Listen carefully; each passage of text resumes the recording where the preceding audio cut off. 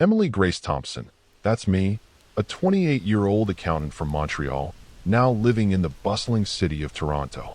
I've always been a city girl, but there's something about the great outdoors that calls to me every now and then. Maybe it's the need to escape the concrete jungle, or perhaps it's just the thrill of doing something out of my comfort zone. Whatever it is, I found myself agreeing to a camping trip with my boyfriend Mark and our friends Sarah and Tom. We're all university buddies, and it's been ages since we did something adventurous together. So, when Mark suggested a weekend getaway to a nearby forest just outside Toronto, I was all in. Little did I know, this trip would turn into a nightmare I'd never forget. Mark's the adventurous type, always up for a challenge. He's the one who planned the whole trip, from picking the campsite to packing the gear. Sarah's the cautious one, always double-checking everything, while Tom's the joker, keeping the mood light with his endless supply of dad jokes. Me? I'm the planner, making sure we have all the essentials and a backup plan for everything. Together, we make a pretty balanced team, or so I thought. As we drove out of Toronto, the skyscrapers fading in the rearview mirror, I felt a mix of excitement and a tiny bit of apprehension. Camping wasn't exactly my forte, but with Mark by my side, I figured I'd be fine.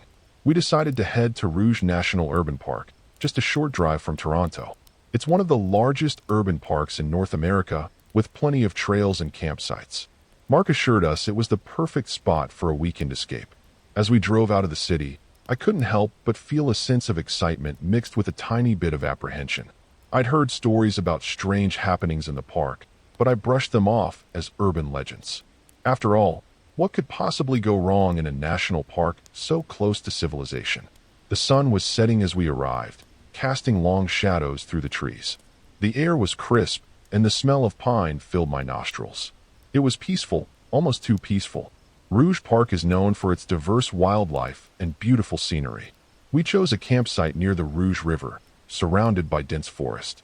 It was secluded, away from the main trails, which Mark said would give us more privacy. As we arrived, the sun was setting, casting long shadows through the trees. The air was crisp, and the smell of pine filled my nostrils. It was peaceful, almost too peaceful. I remember thinking that it was the perfect setting for a horror movie, but I quickly shook off the thought. We were here to have fun, not to scare ourselves silly. Still, as we unloaded the car, I couldn't help but glance over my shoulder every now and then, feeling like something was watching us. As we started setting up our tents, I noticed some peculiar markings on the trees nearby. They looked like symbols carved into the bark, but I couldn't make out what they were. I pointed them out to Mark, but he just shrugged and said they were probably made by previous campers. Sarah, on the other hand, seemed a bit uneasy. She mentioned that she'd read about some local legends involving the park, but Tom quickly cut her off with a joke about Bigfoot. We all laughed, but I couldn't shake the feeling that something was watching us from the shadows. Maybe it was just my imagination running wild, but those markings didn't sit right with me. We finished setting up camp just as the last light faded from the sky. Mark built a fire, and we gathered around it, roasting marshmallows and sharing stories. It was nice to catch up with Sarah and Tom. We hadn't seen them in months. Sarah was going on about her new job, while Tom was trying to convince us to play a game of truth or dare. I was content just listening to the crackling fire and the sounds of the forest. That's when I heard it, a faint rustling in the bushes nearby. I turned to look, but saw nothing. Probably just a small animal, I thought. But the feeling of being watched persisted. I tried to ignore it, focusing on the warmth of the fire and the company of my friends. As the night grew darker, the temperature dropped, and we decided to call it a night. We crawled into our tents, Mark and I in one, Sarah and Tom in the other. I snuggled up to Mark, trying to shake off the uneasy feeling. He wrapped his arms around me and whispered, "Don't worry, Em. It's just the woods playing tricks on your mind." I wanted to believe him, but deep down, I knew something wasn't right. Little did I know that rustling in the bushes was just the beginning of our horror story. As I drifted off to sleep, I couldn't help but wonder what those strange markings meant and why they made me feel so uneasy. I stirred in my sleeping bag, the pressing need to relieve myself dragging me from sleep. Mark snored softly beside me, oblivious, so I quietly unzipped the tent and stepped into the chilly night. The forest of Rouge National Urban Park was unnaturally still, save for the occasional hoot of an owl.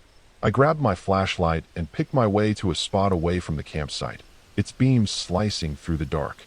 On my way back, I froze. A small pile of bones gleamed near a tree, likely a rabbit's remains. Shivering, I hurried back to the tent, brushing it off as nature's cruelty. But the sight gnawed at me. Morning came, and after a quiet breakfast, Mark suggested a hike to shake off the unease. The group, Mark, Sarah, Tom, and I, packed water and snacks, heading out on a sun-dappled trail. The park's beauty almost felt normal, with birdsong and golden light filtering through the trees. But an hour in, we stumbled into a clearing and stopped dead. A deer lay there, mutilated, not torn apart by claws or teeth, but sliced with chilling precision. Strange symbols were carved into its flesh. Sarah gagged, Tom cursed, and Mark mumbled about a hunter gone too far. I saw the doubt in his eyes. Those cuts weren't random. We trudged back to camp, the discovery souring the air between us. My mind kept circling back to the symbols, too much like the odd markings on the trees from last night. As we reached the campsite, I spotted something odd, a piece of paper pinned to our tent with a rock. In jagged red ink, it read, "Leave now." I showed the others, sparking a tense debate. Tom shrugged it off as a prank, but Sarah's hands trembled. Mark suggested reporting it, but no cell service and a distant ranger station left us stuck. We stayed, but every rustle now felt like a threat. That night, the fire flickered weakly as we sat in near silence. Tom's usual humor fell flat, and my attempts to rationalize the note felt hollow. As dusk settled, Tom grabbed a flashlight to gather firewood, vanishing into the trees. 10 minutes stretched to 20, and Sarah's worry infected us all. Mark was about to search when Tom reappeared, arms full of branches, grinning sheepishly. "Got turned around," he said, but his eyes flicked nervously. I pressed him, and he waved me off, claiming he'd just zoned out. I didn't buy it. He seemed rattled, like he'd seen something he wouldn't name. Later, as we prepared for bed, a low growl rumbled from the forest. Guttural, wrong, unlike any animal I knew. It prickled my skin with dread. Mark slept through it, and I didn't wake him, clinging to the hope it was my imagination. But lying there, the night pressing in, I felt watched. I must have drifted off, because I jolted awake later, heart hammering in the dark. Mark still slept. I fumbled for my flashlight, sweeping it around the tent to steady my nerves. The beam landed on something that stopped my breath, a symbol, identical to the ones on the deer and trees, carved into the tent's fabric. My blood turned to ice. Someone, or something, had been inside while we slept. I shook Mark awake, pointing at the symbol with a trembling hand. He stared, stunned, then checked the tent. Nothing else was disturbed. The violation hung heavy. We weren't alone, and whatever was out there wasn't playing games. I wanted to flee, but the pitch-black forest beyond the tent felt like a trap. We agreed to wait for daylight, clinging to each other in the dark. Sleep was a lost cause. I lay there, ears straining, every sound a promise of something worse creeping closer. The sun barely peeked through the thick canopy as we packed up, the forest still cloaked in an early morning chill. Mark was quiet, his usual confidence replaced by a tight-lipped focus. Sarah kept glancing over her shoulder, and Tom's jokes had dried up. We decided to hike to the ranger station. It was only a few miles, but with no cell service, it felt like a lifeline. As we set off, I couldn't shake the feeling that the trees were closing in, their branches like skeletal fingers. Every snap of a twig made my heart jump. I told myself it was just nerves, but deep down, I knew better. The symbol carved into our tent wasn't a prank. It was a warning. About a mile in, we stumbled upon something that stopped us cold. A small clearing, hidden off the trail, with a circle of stones in the center. Inside the circle, animal bones were arranged in a deliberate pattern, their surfaces etched with the same strange symbols we'd seen before. Sarah gasped, stepping back, while Tom muttered, "What the hell?" Mark knelt to examine them, his face paling. "This isn't right," he said, voice low. I felt a chill crawl up my spine. It looked like a ritual site, but for what? And why here, so close to our campsite? The air felt heavy, like the forest itself was holding its breath. We pressed on, the path growing narrower and less defined.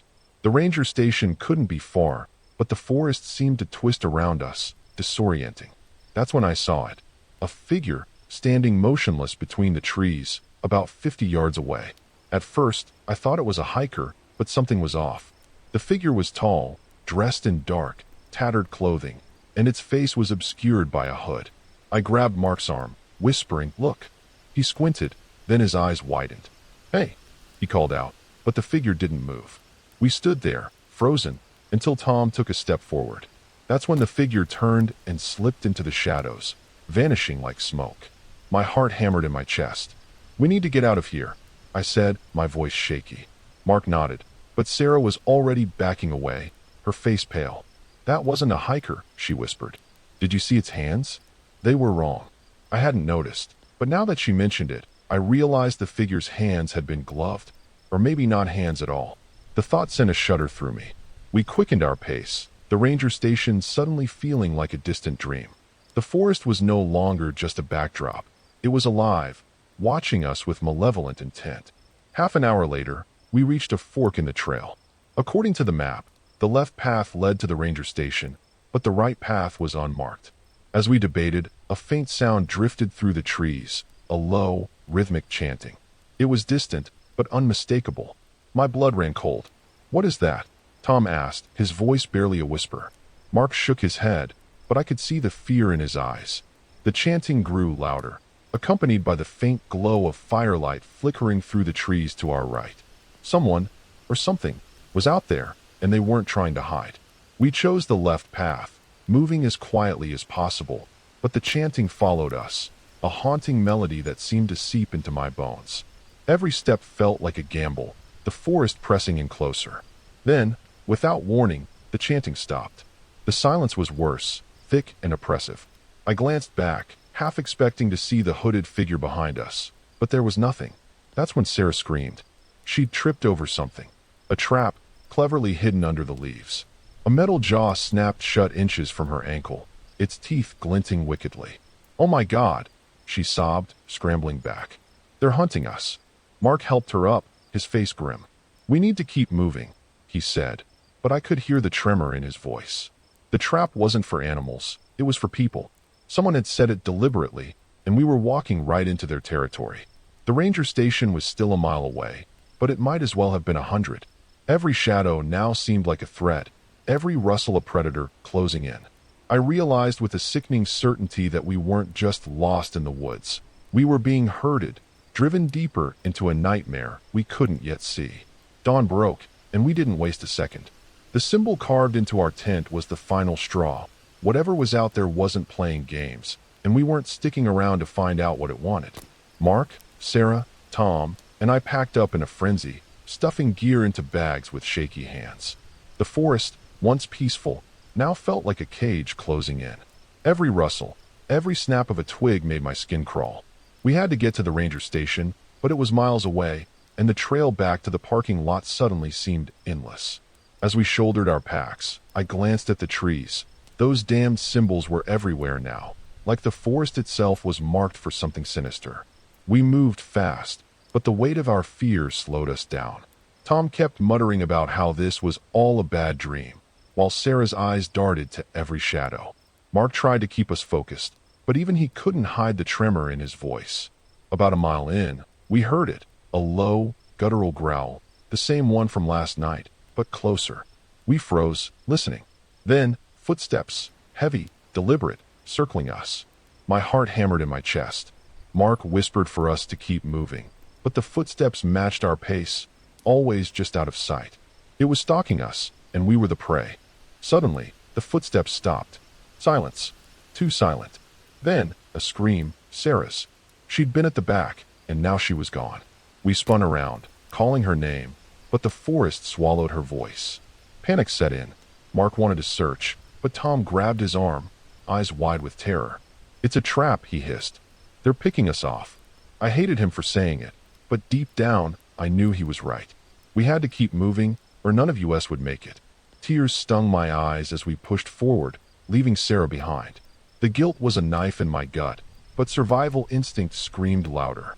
The trail twisted ahead, and we broke into a run. Branches clawed at my face, but I didn't care. The footsteps returned, faster now, closing in.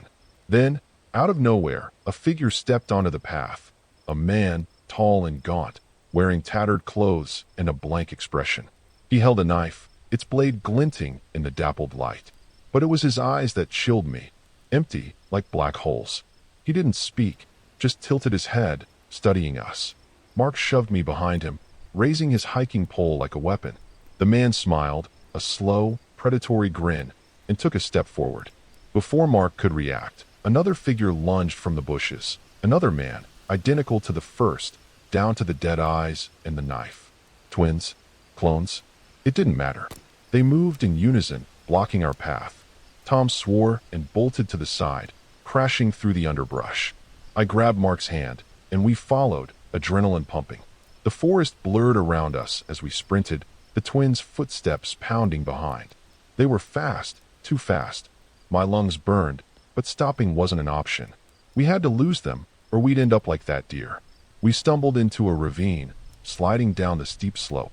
At the bottom, a shallow stream cut through the rocks. Mark pointed upstream. Maybe we could lose them in the water. We splashed through the icy current, the cold biting at my ankles. Behind us, the twins reached the edge of the ravine, pausing, their heads swiveling in eerie sync. For a moment, I thought they'd given up, but then they split, one following the ravine's edge, the other descending after us. They were coordinating, hunting us like animals. My stomach churned with dread. Ahead, the ravine narrowed, the walls closing in. We had no choice but to keep going.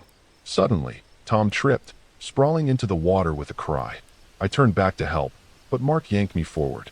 "Keep moving," he shouted. I hesitated, torn, but then I saw it. A third figure emerging from the shadows ahead, knife in hand, eyes just as dead. There were more of them. My blood ran cold. We were surrounded, trapped in the ravine with nowhere to run. The figure ahead stepped closer, and I realized with horror that it wasn't a man. It was Sarah, her face slack, her eyes empty, a fresh symbol carved into her forehead. Seeing Sarah like that, her eyes hollow, that symbol carved into her skin, shattered something inside me. She wasn't my friend anymore. She was one of them. Mark grabbed my arm, yanking me back as she stepped closer, her knife catching the faint moonlight. "Run!" he screamed, and we bolted, splashing through the stream, our breaths jagged. Tom was ahead, but he kept looking back, his face ghost white with fear. The ravine walls closed in, and I could hear the twins, or whatever those creepy figures were, gaining on us. My brain was a mess. What was happening? What did they want? No time to figure it out. We just had to make it out alive. We clawed our way up the opposite bank, grabbing roots and rocks. Tom hit the top first, then Mark, who reached down for me. But as I gripped his hand, something cold latched onto my ankle, Sarah's hand, strong as steel.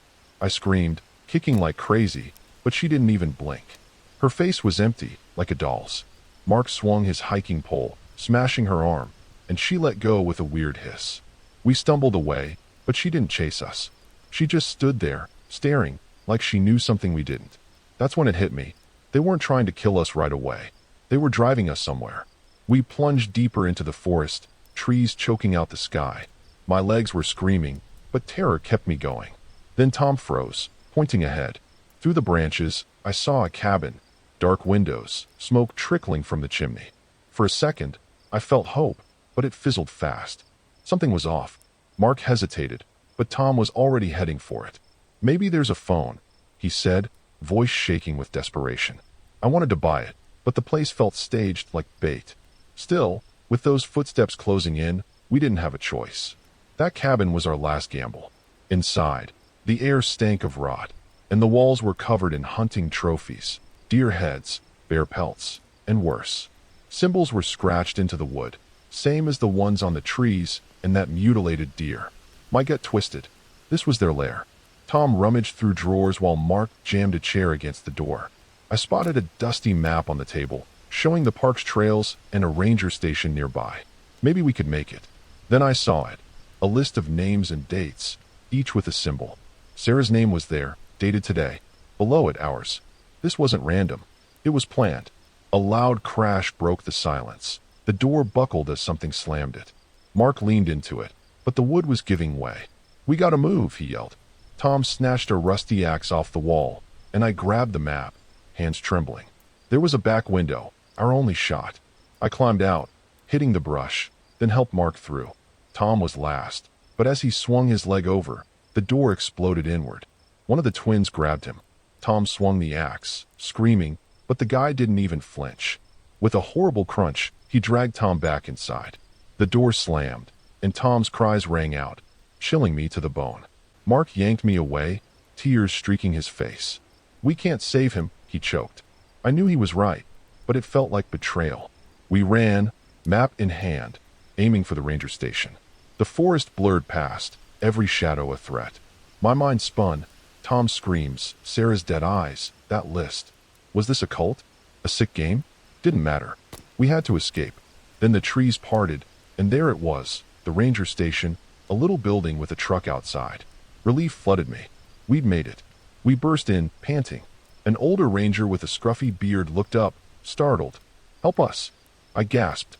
"There's people out there. They've got our friends." He raised a hand, calm, too calm. "Slow down," he said, standing.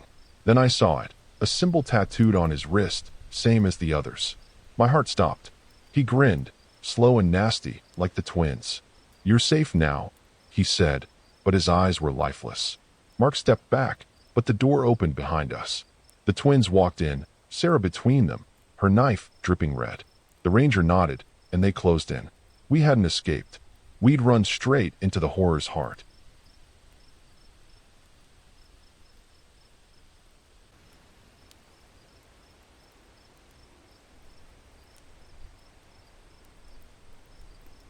I never really believed in the kind of horror you see in movies.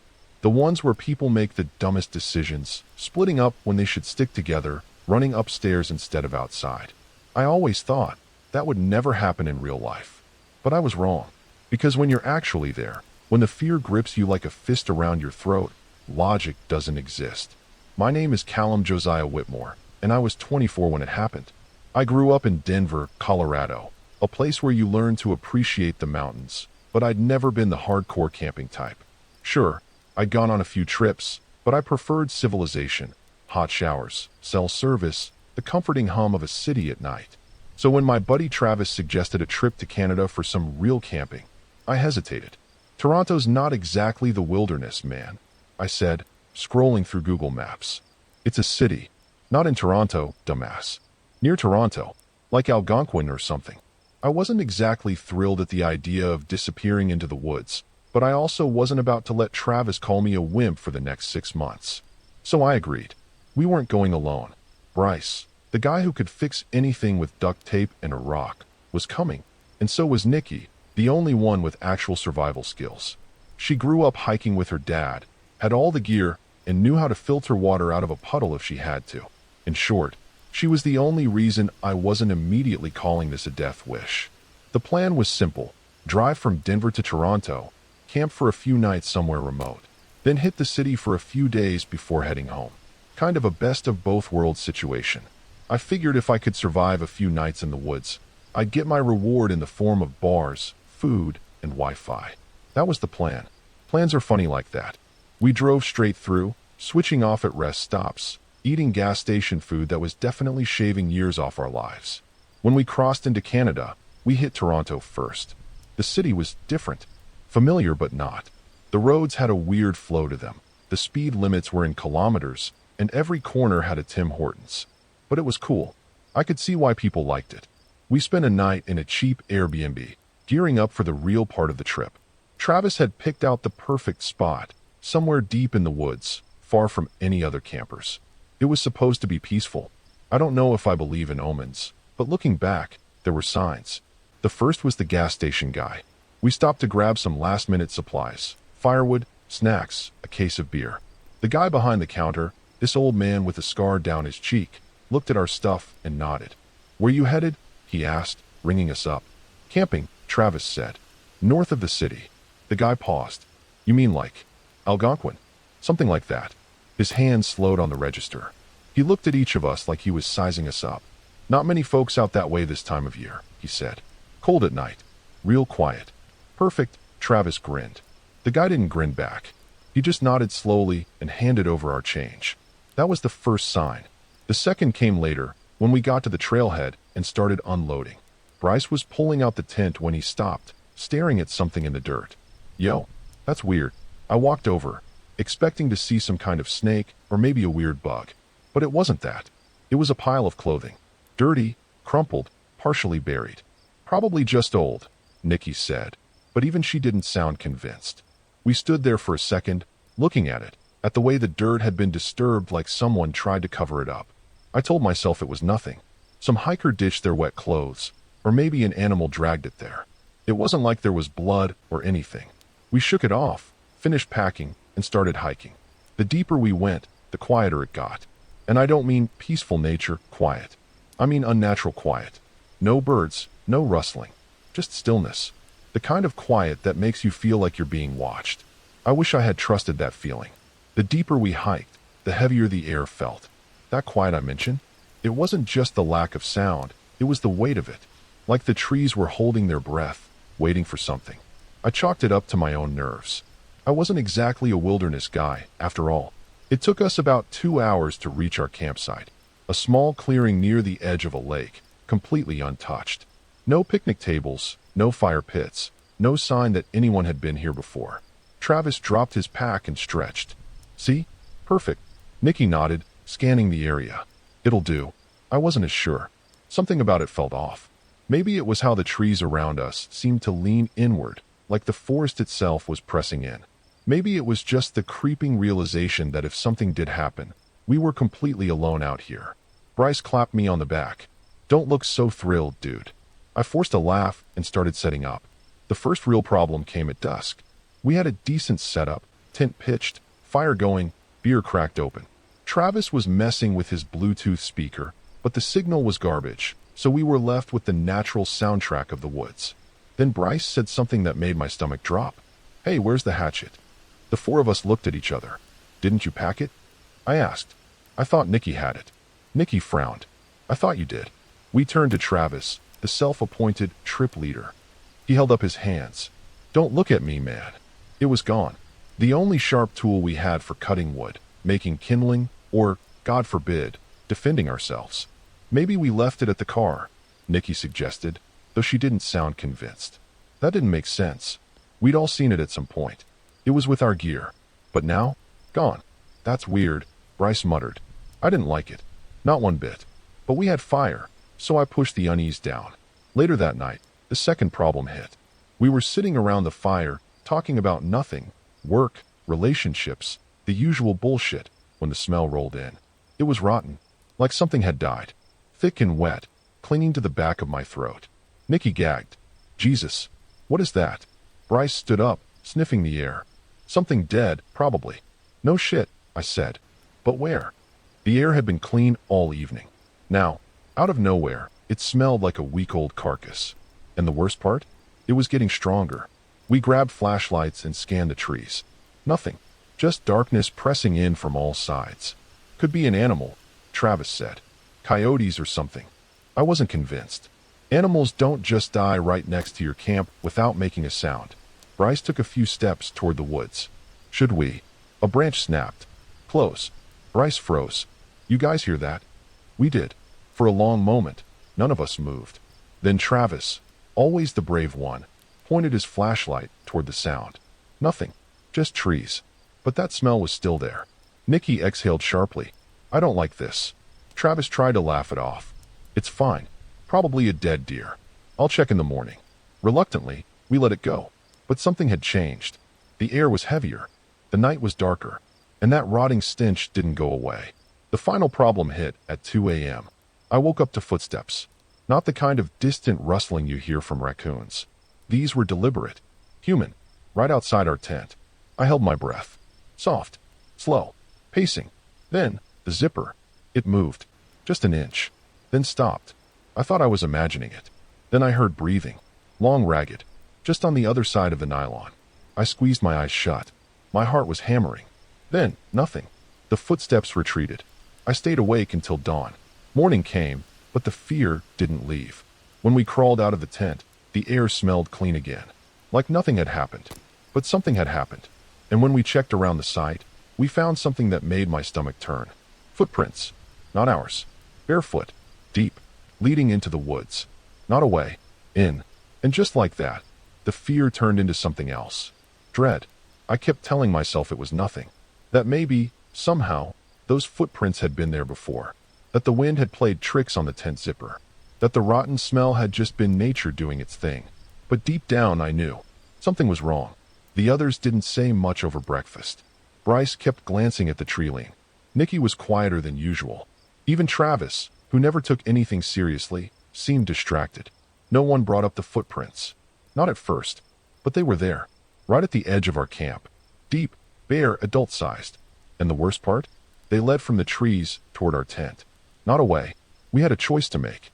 Pack up and leave, or act like nothing happened. We're probably overreacting, Travis said, but there was no conviction in his voice. Nikki wasn't buying it. We all heard something last night, and you saw the footprints. Travis hesitated, then turned to me. What do you think? I wanted to say let's go. Every instinct in me was screaming to leave.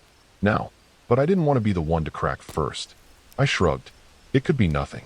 That was the biggest lie I've ever told. We spent the day trying to shake the tension. Fishing, hiking, pretending we weren't constantly looking over our shoulders. But the woods felt different now. Every sound was too sharp.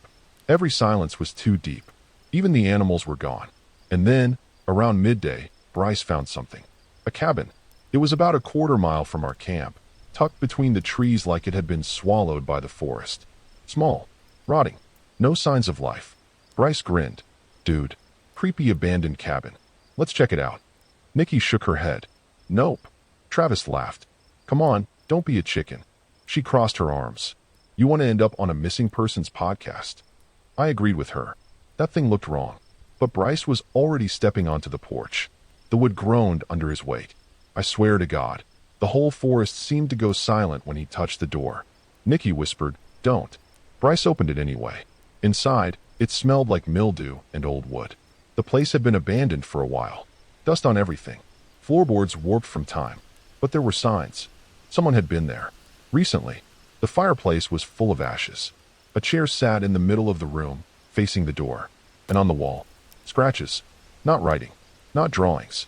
Deep, uneven gouges. Like someone had dragged a knife or fingernails against the wood. Travis exhaled.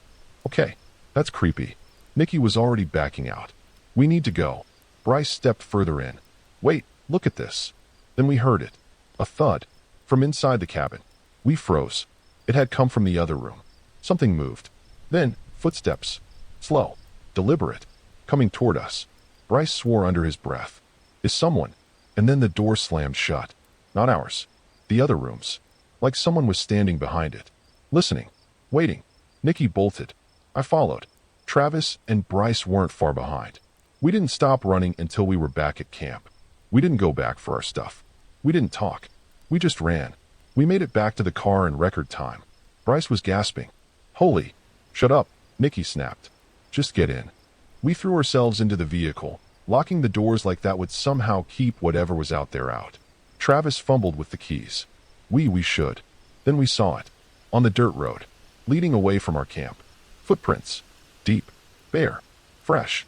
Leading away from where we'd just been. Like someone had been following us. I don't know who or what was out there. I don't want to know.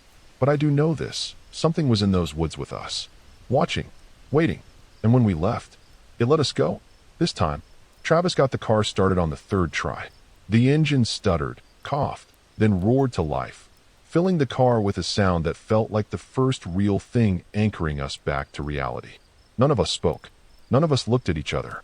Bryce was gripping the door handle like he was about to jump out if something touched the car. Nikki was hyperventilating, her eyes locked onto the side mirror. I don't think she was looking for anything. I think she already knew something was there. I turned to check the back seat, half expecting to see someone sitting there. Empty. Travis slammed the car into reverse so hard the tires spun out in the dirt, kicking up dust. The road was rough, winding, full of potholes. The car jolted over every bump. But none of us cared. We just wanted out. I was gripping the dashboard, staring ahead, my pulse hammering so fast it felt like I'd pass out. Then, in the headlights, I saw them. The footprints. They stretched along the road, going further than before. Not just toward the camp now. They were ahead of us, leading into the trees. Like whoever had been following us had moved ahead. Waiting. Travis was driving too fast. The road wasn't meant for it. The suspension groaned, the tires skidded. But we weren't stopping. Then Bryce yelled, "There!" Travis jerked the wheel just in time. Something was in the road. I barely saw it. A shape, too tall, too thin, standing right in the middle of the path. It was gone in a flash, swallowed by the dark as the car swerved past. But Nikki saw it. I knew because she started screaming. Travis didn't stop, didn't slow down. If anything, he sped up. The trees pressed in. The headlights flickered. I turned in my seat, my breath coming fast and sharp. And then I saw it. A figure, running alongside the car. No, not running. Gliding. Effortless. Silent. Its arms didn't move. Its head didn't bob. It was just there, keeping pace with us. And then, in an instant, it was gone. Nikki gasped. Bryce swore under his breath.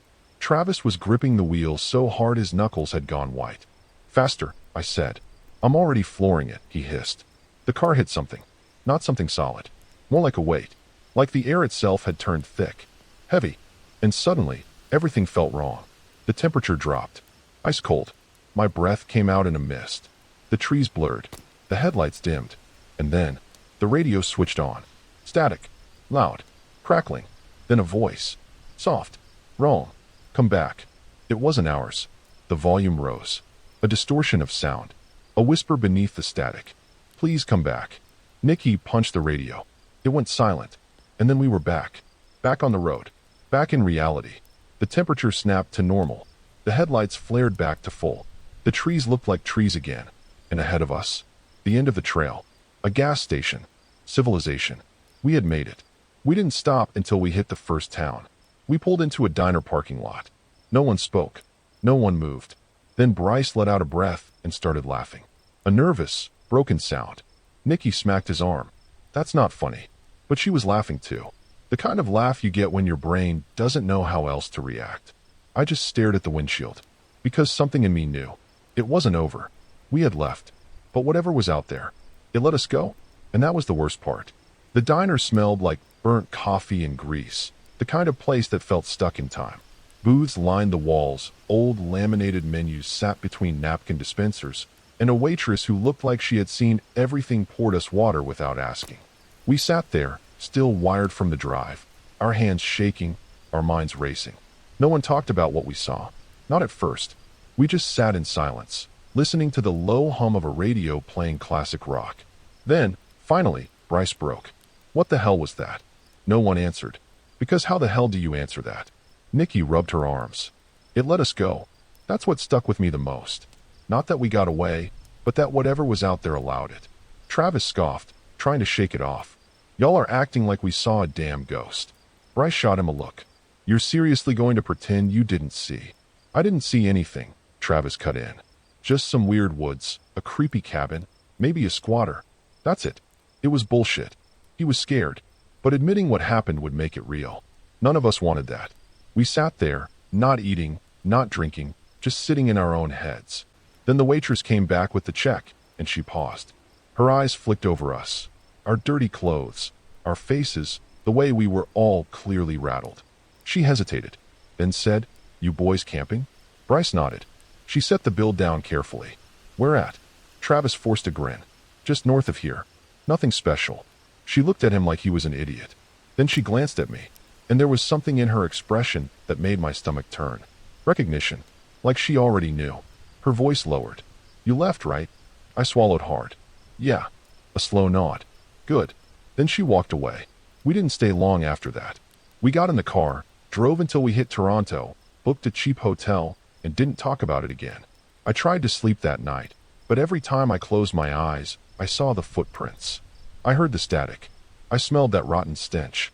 And I couldn't shake the feeling that somewhere out there, deep in those woods, that thing was still watching. Waiting. For the next group of idiots to wander in. For someone who wouldn't leave. For the ones who wouldn't be so lucky. I never went camping again. And I never will. Because whatever was out there, it wasn't human. And I don't think it ever was.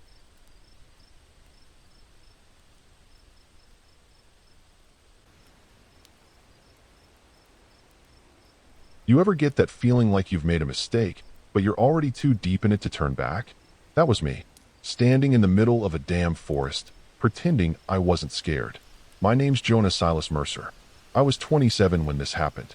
Born and raised in Austin, Texas, where the idea of the great outdoors meant drinking beer on a patio. I was never the type to go camping, but somehow, I got roped into this trip because I made the mistake of dating an outdoorsy girl. Her name was Tess, and she was the kind of person who thought a weekend without Wi-Fi was good for the soul. I loved her, but man, I did not love the idea of disappearing into some remote part of Canada just to disconnect. But Tess wasn't going alone. Her brother, Gabe, and his wife, Mel, were coming too. They were real camping people, the type who owned expensive gear and said things like leave no trace and respect the land. Me? I just wanted to make a good impression. So when they suggested a weekend in a secluded spot north of Toronto, I agreed. It was a 4-hour drive from the city, deep in some provincial park where cell service was a myth. No campsites, no trails, just a patch of woods where we'd be one with nature. I should have said no, because some places don't want you there. Some places belong to something else. We left on a Friday afternoon, packed into Gabe's beat-up SUV, gear crammed into the back. The city faded behind us, and the roads got narrower, quieter. By the time we turned onto the final stretch, a barely there dirt road cutting through dense forest, the sun was already dipping low. Tess was in the passenger seat, pointing at the map. We're close. Good, I muttered. I'm starving. Mel smirked from the back seat. You'll live. I wasn't so sure. The road twisted and turned, trees pressing in on both sides. The deeper we went, the more wrong it felt. Not in a way I could explain. Just wrong. Like we were pushing into something that didn't want to be disturbed. I looked at Gabe. We the only ones out here. He shrugged. Pretty much. That didn't sit right with me. We reached the campsite just as the sun dipped behind the trees. Thick forest all around, nothing but a lake in the distance. No signs of other campers. Tess was beaming. Perfect, right? I forced a smile. Yeah, perfect. We set up camp. 2 tents, 1 fire pit, a pile of wood Gabe had packed in the trunk. I tried to relax, telling myself this was just another weekend trip. Then Mel found something. A tree at the edge of the clearing. It was carved up. Deep scratches. Not letters, not symbols, just long, jagged gouges, like something had been dragged across the bark. Tess frowned. Bare marks. Gabe ran his fingers over them. I don't think so. None of us liked it. But none of us said it out loud. Because nobody wants to be the first one to admit something feels wrong. So we let it go? That was our first mistake. By the time the fire was going and the tents were up, I had almost convinced myself that I was just being paranoid. Almost. We ate, drank, and talked like normal people do on a camping trip. Tess and Mel were laughing about some college story, Gabe was poking at the fire, and I was trying not to think about that tree. But I kept looking at it. At those marks. They didn't look old. Didn't look natural either. I told myself they were from an animal. A bear. A moose. Something normal. I should have known better. The first real problem came after dark. We were all settled around the fire when the noises started. Distant at first. A soft crunch in the leaves. A shift in the undergrowth. Nothing too alarming. But it didn't stop. It circled. Gabe noticed it too. His hand tightened around the stick he'd been poking the fire with. You hear that? We all did. Probably a deer, Tess said. But she didn't sound sure. Mel frowned. Deer don't circle like that. I swallowed hard. Coyotes. Gabe shook his head. They don't move like that either. That's when I noticed it. The forest had gone quiet. Too quiet. The fire crackled, but everything else was still. No wind. No insects. No night sounds. Just that shuffling. That circling. Like something was testing us. We sat there, waiting, listening. Then it stopped. Not faded. Not wandered off. Stopped. Like whatever was out there was standing just beyond the firelight, waiting. I felt watched. Like something was staring right at me. And then, from the trees, a sound. A clicking. Low. Deliberate. Like knuckles popping. Like bones shifting. And then, as suddenly as it came, it was gone. Gabe was the first to move. He stood up, grabbed a flashlight, and pointed it toward the woods. Nothing. I should have felt relieved. But I didn't. Because the woods felt wrong. Like they were holding their breath. Like they were waiting for us to let our guard down. And we did. That was our second mistake. The second problem came at 2 a.m. I woke up to Tess shaking me. Jonah. My brain was foggy. What? She swallowed. Her face was pale. Something's outside. I sat up fast. Listened. Silence. Then, footsteps. Slow. Deliberate. Circling the tent. Tess squeezed my wrist. Her hand was ice cold. It's not an animal. I wanted to tell her she was wrong, but I already knew she wasn't. And then, the zipper moved. I stopped breathing. The tent flap shifted. Just an inch. Like something was testing it. My heart slammed against my ribs. I grabbed Tess's wrist and held her still. Then, nothing. Silence. The zipper stayed closed. I waited, my pulse hammering. Listening. No more footsteps. No more sounds. But that feeling of being watched never left. Morning came, but the fear didn't leave. Gabe and Mel looked as bad as we did. Neither of them had slept. Neither of them asked why.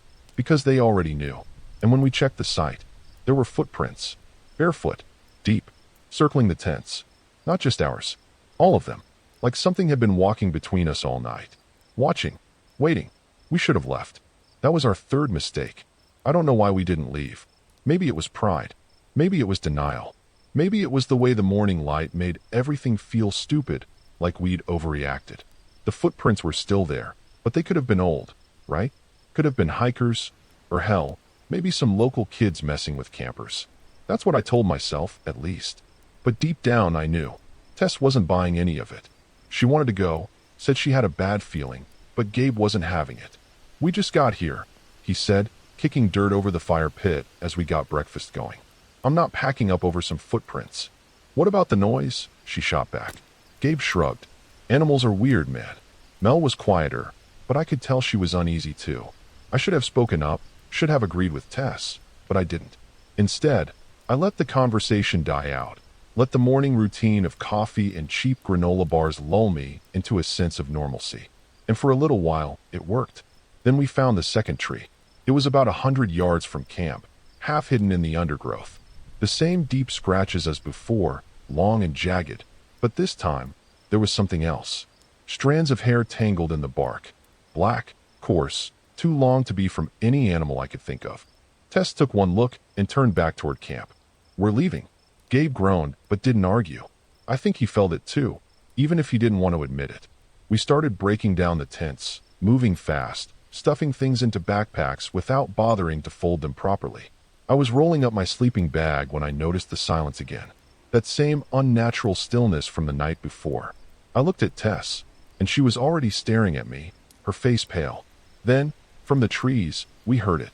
The clicking sound. Slow and deliberate, like knuckles popping one by one. It wasn't close, but it wasn't far either. Somewhere just out of sight, deep in the trees. We all froze. Gabe's voice was tight. What the hell is that? No one answered. Then the clicking stopped. I don't know why, but that was worse than the sound itself. Because now we didn't know where it was. Tess grabbed my wrist and pulled. Go. Now. We started moving fast, throwing bags over our shoulders. Gabe swearing under his breath as he struggled to collapse the last tent. The car was about a mile away, parked near the barely there dirt road we had come in on. We could make it. We just had to move. Then the smell hit us. Rotten. Wet. Like an animal carcass baking in the sun. It came in fast, thick in the air, clinging to the back of my throat.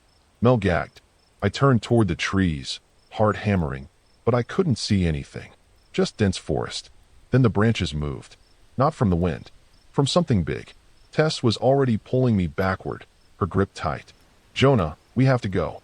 I turned to Gabe, but he was frozen, staring into the trees, his face slack. His eyes were wide, pupils blown, like he wasn't fully there anymore. I grabbed his arm. Gabe, snap out of it. Then he blinked and stumbled back, like he had just woken up. He looked at me, confused, then at Mel, then at the trees. And then we ran. The forest wasn't quiet anymore. There was something behind us, moving fast, branches snapping under its weight. I didn't look back. I couldn't. My whole body was locked on getting to the car, lungs burning, legs screaming. I heard Mel gasp, then a thud. I turned just in time to see her on the ground, ankle twisted, face twisted in pain. Gabe skidded to a stop beside her, eyes wild. Tess grabbed my arm. We can't leave them. I didn't want to, but my instincts were screaming. Run. Don't stop. Just go. Then the clicking started again. It was closer this time. I reached down and hauled Mel up by the arm, ignoring her yelp of pain. Gabe threw her over his shoulder, and we took off again, pushing through the trees, the car finally in sight. The smell was everywhere now. It felt thick, crawling into my skin, making my stomach churn. The car keys were in Gabe's pocket, but he wasn't moving fast enough. I grabbed them and yanked the door open, practically shoving Tess inside. Then I saw it, just for a second, a shape at the edge of the trees. Tall, thin, too thin. Its arms were too long, its fingers too sharp, its head tilted too far to one side, like its neck had been broken. I didn't see its face, and I didn't want to. Gabe threw himself and Mel into the back seat. I slammed the door, turned the key, and peeled out of there so fast the tires kicked up dirt. In the rearview mirror, the trees blurred together, but for a split second, I swore I saw something standing at the tree line, watching us leave. We didn't stop until we hit the highway. No one spoke. No one looked back. Because some things aren't meant to be seen.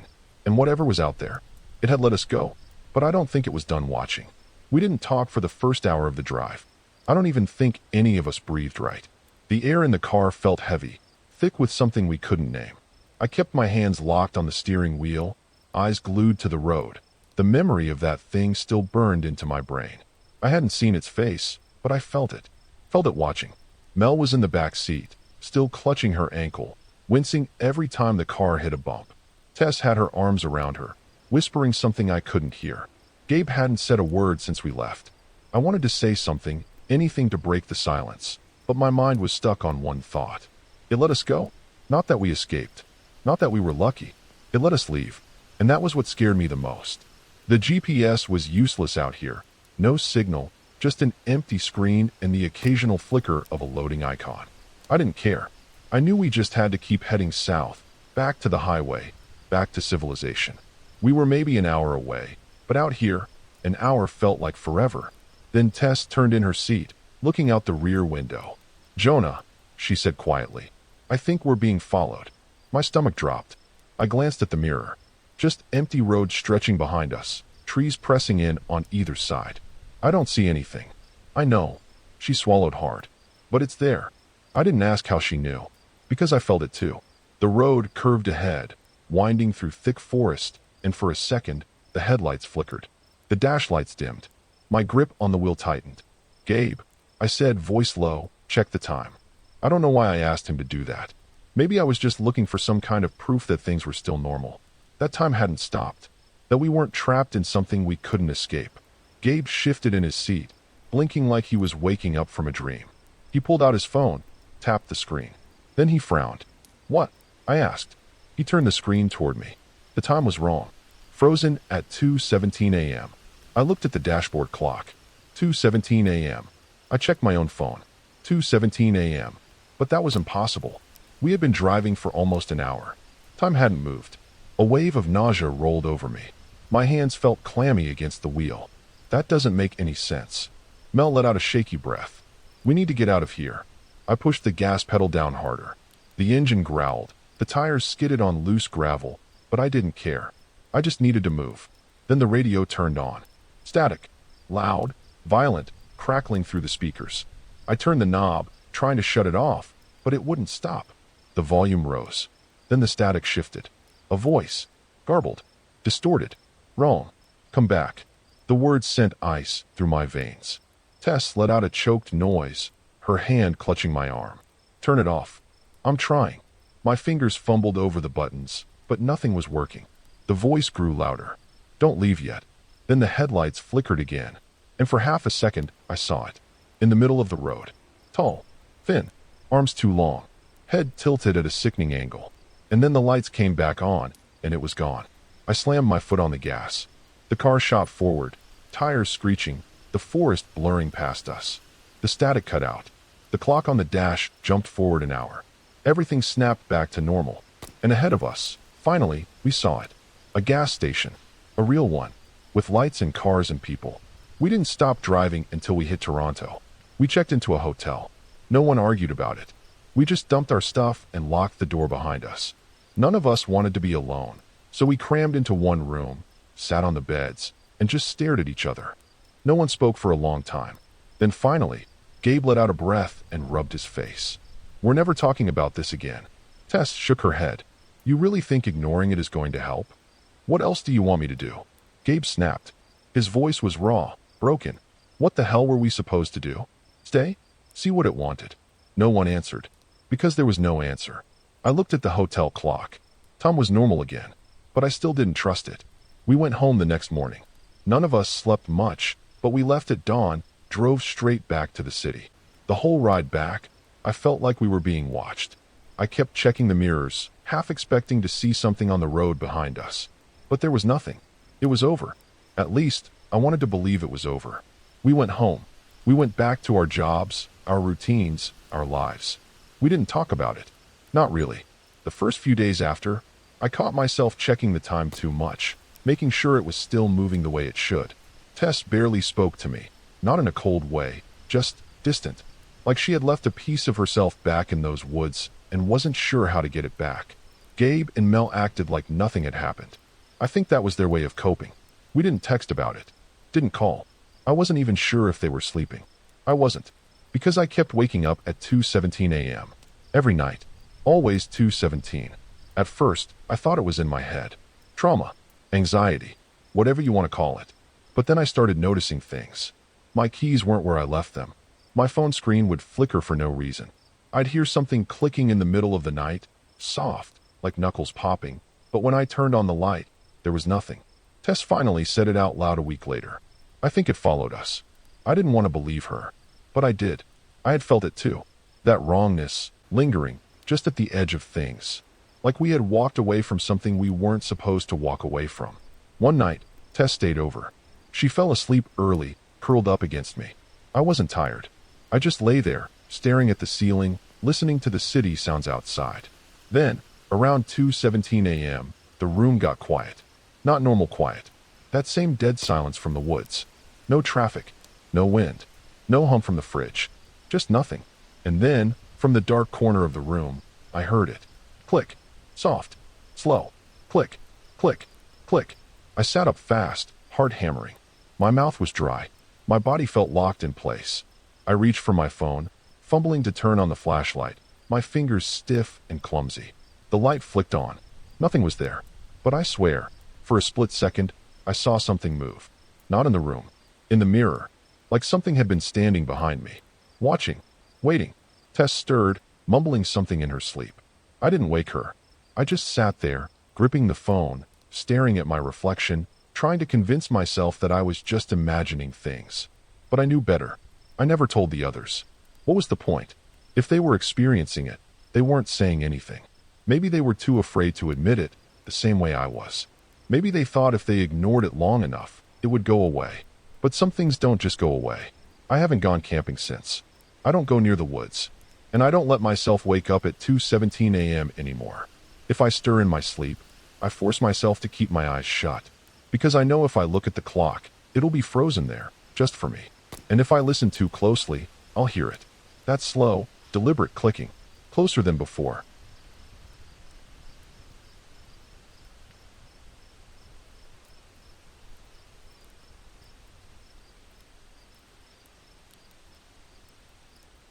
Looking back, I should have trusted my gut. I should have taken the hint when everything felt off from the start. But I didn't, because we always think we're smarter than the stories. We think we'd never be the ones to make the wrong choices.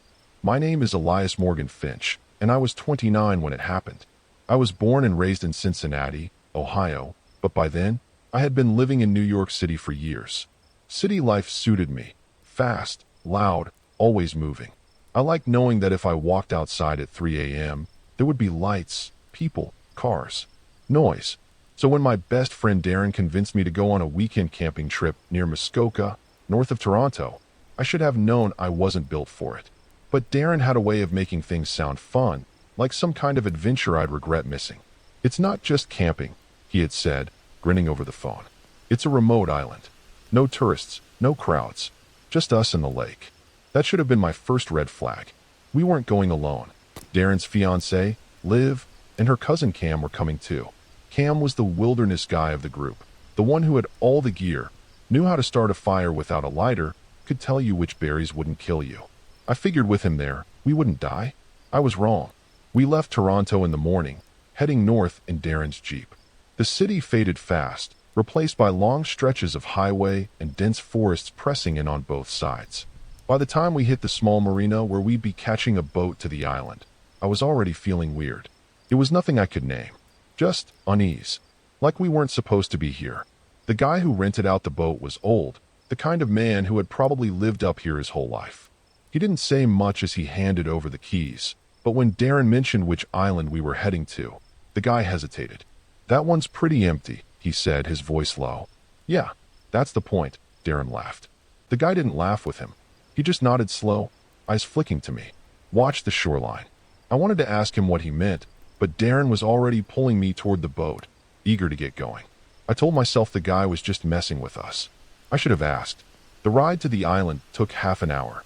The water was still, glassy, stretching out in every direction. It felt too quiet. Then the island came into view. From a distance, it looked normal. Thick trees, rocky shoreline, nothing special. But as we got closer, I noticed something strange. There were structures. Not cabins, not houses. Just the rotting frames of buildings, half buried in the trees. Liv frowned. I thought this place was uninhabited. Cam shrugged. Probably old logging camps. Darren didn't care. Whatever, free firewood. I didn't like it. The whole place felt wrong. But I didn't say anything. That was my first mistake. We pulled the boat up onto the shore, hauling our gear out. The second I stepped onto the island, something in my chest tightened. Like the air was different here. Heavier. The trees were dense, tangled, like they had grown too fast and too close together. There was no wind, no birds, just silence. Liv shivered.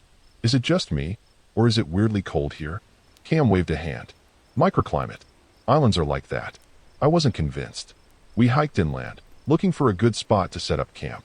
The ground was uneven, full of roots and half-buried stones. It felt like the island was pushing back against us. Then we found the clearing. It was perfect. Too perfect. A wide, open space near the water, flat and empty. Like someone had cleared it. Darren dropped his bag. "Told you this was a great spot." I didn't answer. I was too busy staring at the edge of the clearing, where the trees started again. Something was wrong with them. The trunks were scarred, covered in long, deep scratches. Too big to be from any animal I knew. I opened my mouth to say something, but then Cam clapped me on the shoulder. "Help me set up the tents, city boy." So I let it go? That was my second mistake. Night came fast. The fire was warm. The food was decent. The beer was cold. We sat around, laughing, telling stories, pretending we weren't all checking the woods every few minutes. Then Liv frowned. "Did you hear that?" We fell silent. Nothing. But she was right. The trees weren't silent anymore. Something was moving. Far enough away that we couldn't see it, but close enough that we could hear it. Slow. Deliberate. Circling us. I caught Darren's eyes over the fire. His smile had faded. Cam was already reaching for his flashlight. He turned it on, sweeping the beam toward the trees. The light hit something. Something tall. Something too still. And then, it stepped back. Into the dark. Gone. Cam killed the light. No one moved. No one spoke. The fire crackled. The trees swayed. Liv exhaled shakily. "Maybe we should." Then, from deep in the woods, we heard the whistle. Soft. Low. Like someone calling us deeper.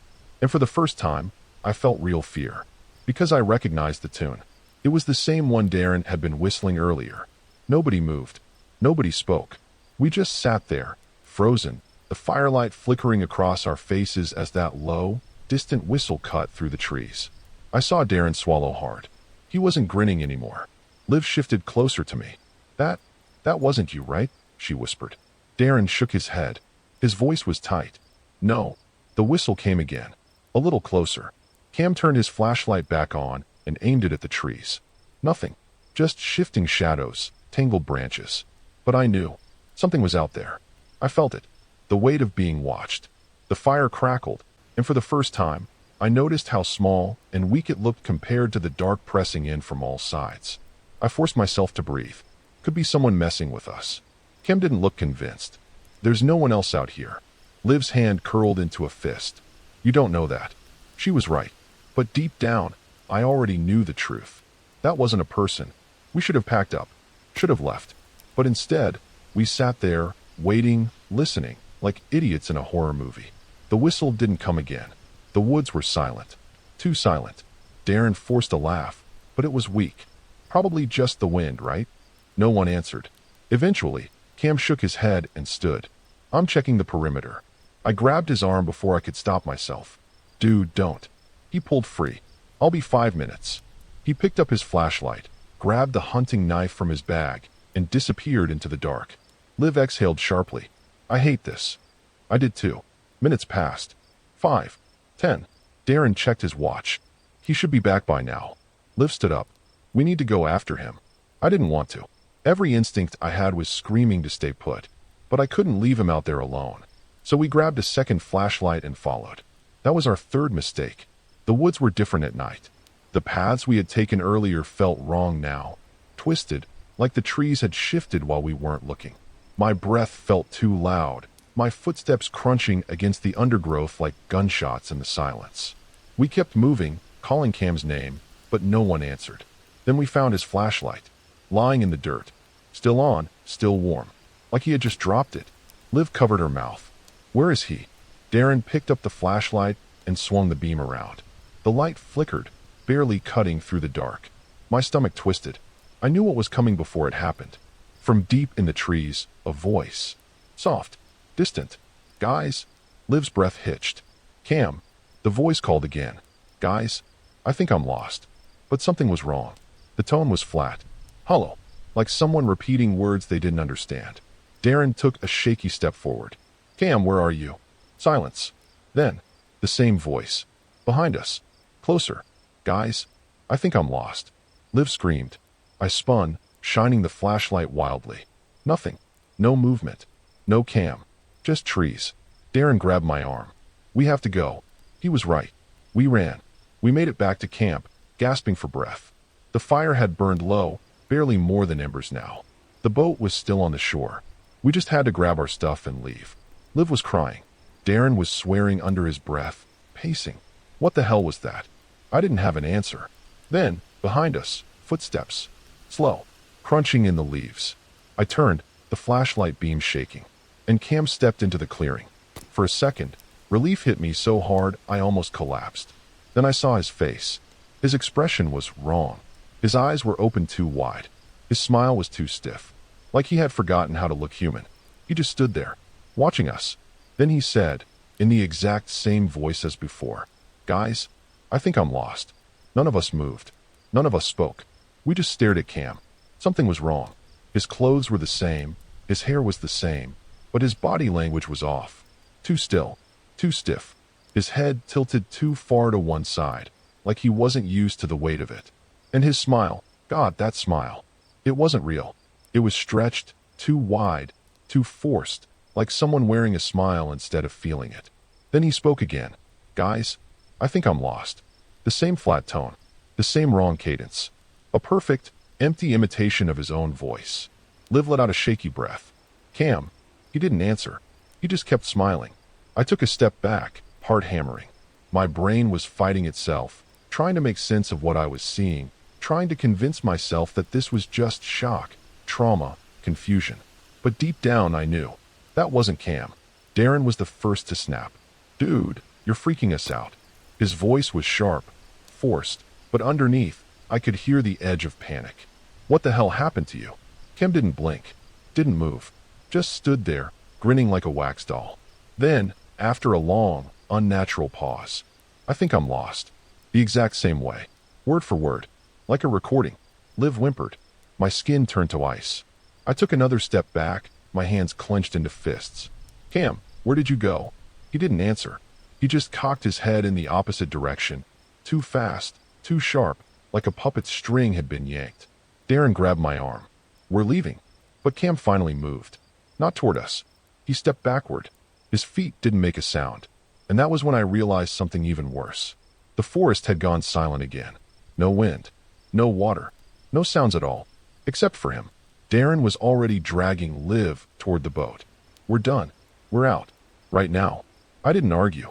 We grabbed our stuff in a blind panic, throwing bags over our shoulders, not even packing properly. I kept flicking my gaze back to Cam, or whatever was standing there, watching us. His expression never changed. He wasn't blinking. He wasn't breathing. Just staring.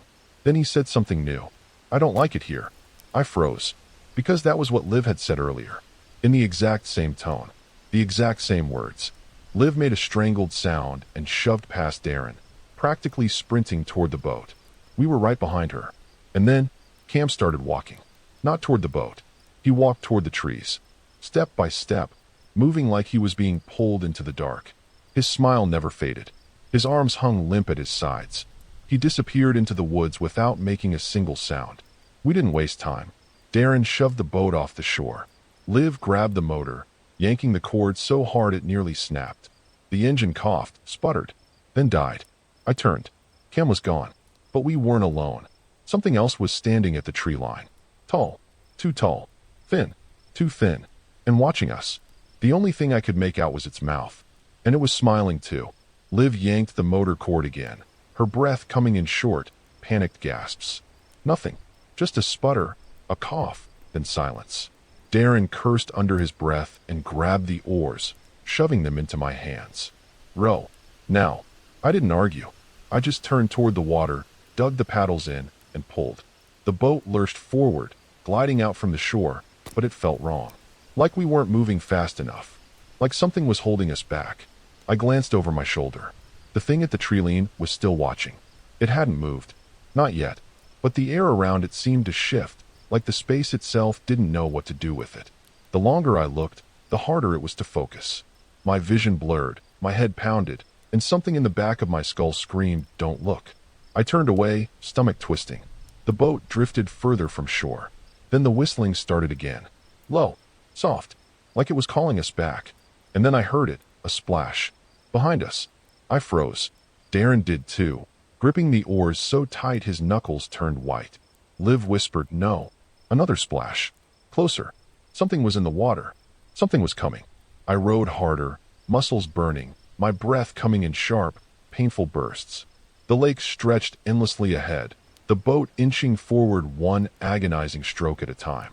Then something brushed against the underside of the boat. A slow, deliberate scrape. Liv whimpered. "It's under us." The boat lurched. Something hit it from below, not a fish, not a rock. Something big. Darren grabbed a paddle and slammed it into the water. "Get away from us." The moment the paddle hit the surface, something grabbed it. The wood jerked, hard. Darren almost lost his balance. He let go just in time, and the paddle was ripped under. Gone. I saw a shape beneath the water. Dark. Long. Moving too fast. Then something broke the surface. A hand. Pale. Wrong. Too many joints. It gripped the edge of the boat. Darren screamed. I didn't think. I just swung the other paddle down as hard as I could. It cracked against the fingers, and the hand jerked away, disappearing back into the black water. The boat rocked violently, nearly flipping. Liv started crying. I shoved the paddle into Darren's hands. "Keep rowing." We paddled like our lives depended on it. Because they did. The whistling grew louder. Then the voice came again. Cam's voice. From the trees. And from the water. Two places at once. "Guys, I think I'm lost." We saw the marina lights before we saw the dock. A flicker of yellow against the black, like the first sign of land after a sinking ship. I heard Liv whispering something under her breath. Praying. Maybe. The boat hit the dock hard. Darren jumped out first, hauling Liv with him. I followed, nearly falling onto the wooden planks, my whole body shaking. The boat drifted back into the water, still rocking from the weight of what had been underneath us. For a second, I thought we were safe. Then I looked back at the lake, and I saw it. Something was standing on the boat. Not Cam. Not a person. Tall.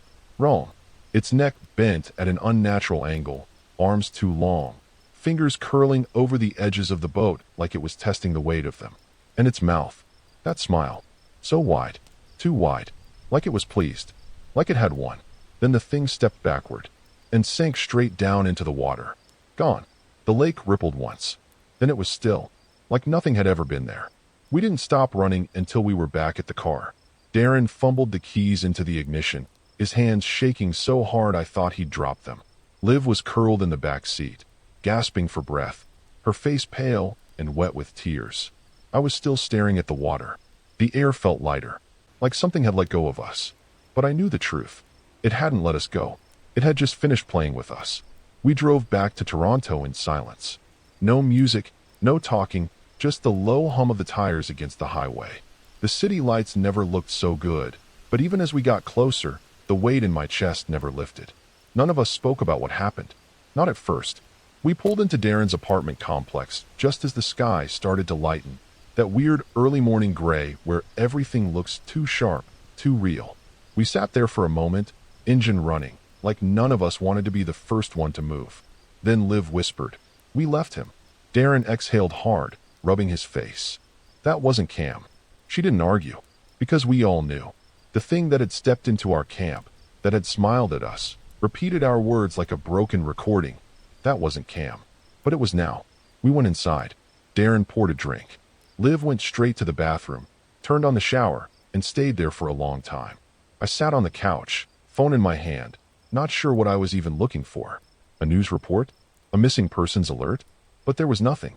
No one else had been on that island. Except for us. And it. And whatever Cam had become. I flew back to New York 2 days later. Darren and Liv stayed in Toronto, but we didn't talk much after that. Not about the trip. Not about Cam. I think we were all pretending we could just move on. It didn't work. The first night back in my apartment, I woke up to silence. Not normal silence. That same heavy, unnatural stillness from the island. I sat up, my heart racing, my breath caught in my throat. Checked the time. 2:17 a.m. Then I heard it. Soft. Distant. A whistle. The same tune Darren had whistled that first night. Coming from inside my apartment. I don't camp anymore. I don't go near lakes. And I don't listen to whistling. Because I know it's still out there. And it knows my name.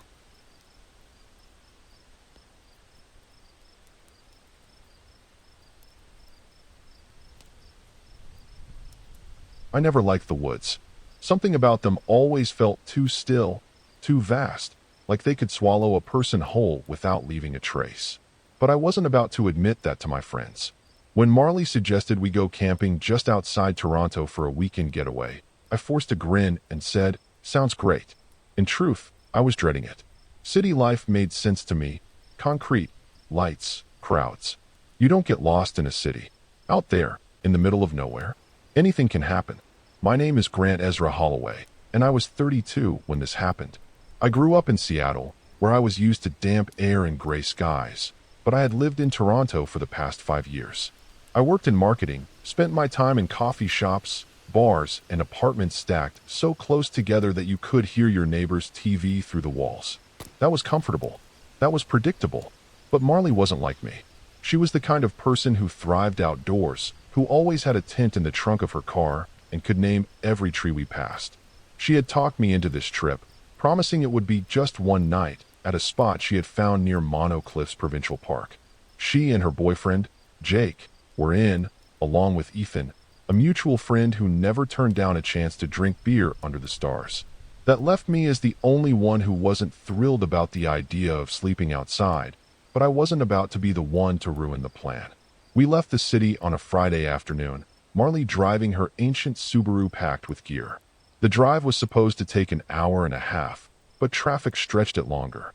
By the time we pulled off the highway and onto winding back roads, the sun was dipping low, casting long shadows through the trees. The further we drove, the more uneasy I felt.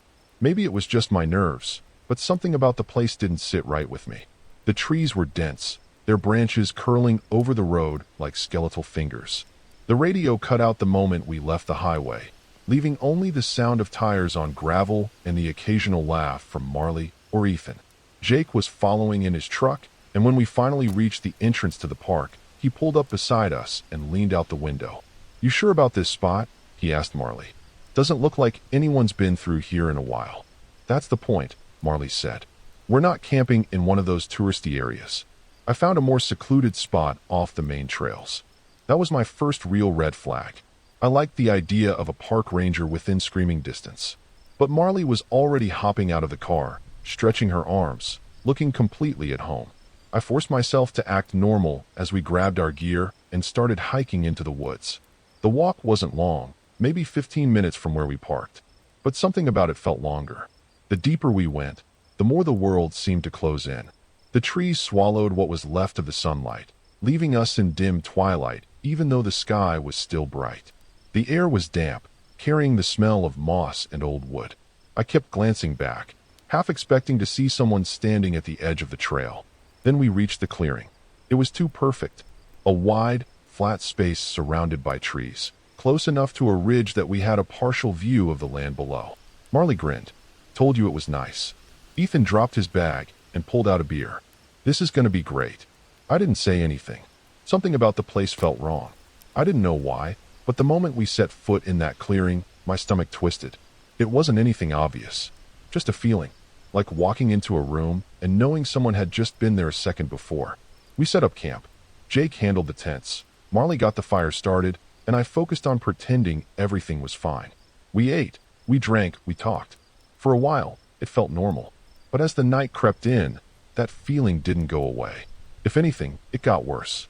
At some point, Ethan got up to take a leak in the woods. He was gone maybe 2 minutes before we heard him yell. Not a scream, exactly, just a startled, "What the hell?" We all turned toward the sound. Marley grabbed a flashlight. "Ethan," there was a pause, then he called back. "It's fine, just tripped on something." Jake frowned. "You good?" Ethan laughed, but it sounded forced. Yeah, just a little spooked. Thought I saw something, but it was nothing." That was the second red flag. But we let it go. I should have asked him what he thought he saw. That was our first mistake. Ethan came back to the fire, brushing dirt off his jeans and shaking his head like he was laughing at himself. He wouldn't say what he thought he saw, just waved it off and grabbed another beer.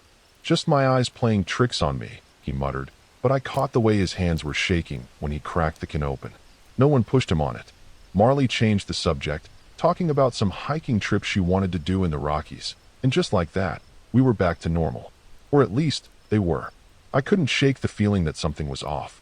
The firelight barely reached beyond the edge of the clearing, leaving the trees as a wall of blackness, and every time I glanced at them, I swore they looked different. Maybe it was the way the fire flickered, maybe it was just my own paranoia, but the spaces between the trunks seemed to shift. Too wide one moment, too narrow the next. Like the forest was breathing. It wasn't just that. The air felt wrong. Too still. I realized then that I hadn't heard a single sound from the woods since we got here. No wind. No crickets. No rustling of branches. Just silence, like the whole place was waiting for something. I told myself I was imagining it, that I was just a city guy freaking out in the dark. But then Marley spoke, her voice quiet. "Doesn't it seem weirdly quiet out here?" Ethan forced a laugh. "That's what nature sounds like." Jake didn't look convinced. "Nah, man. There should be something.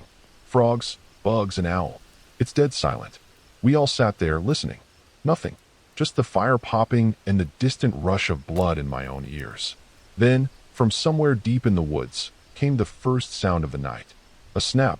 A single, deliberate crack of a branch breaking underfoot. We all turned toward the sound. Marley raised her flashlight, but the beam barely cut through the dark. Nothing moved. The trees stood still, the silence settling in again. Jake exhaled, shaking his head. "Could be a deer.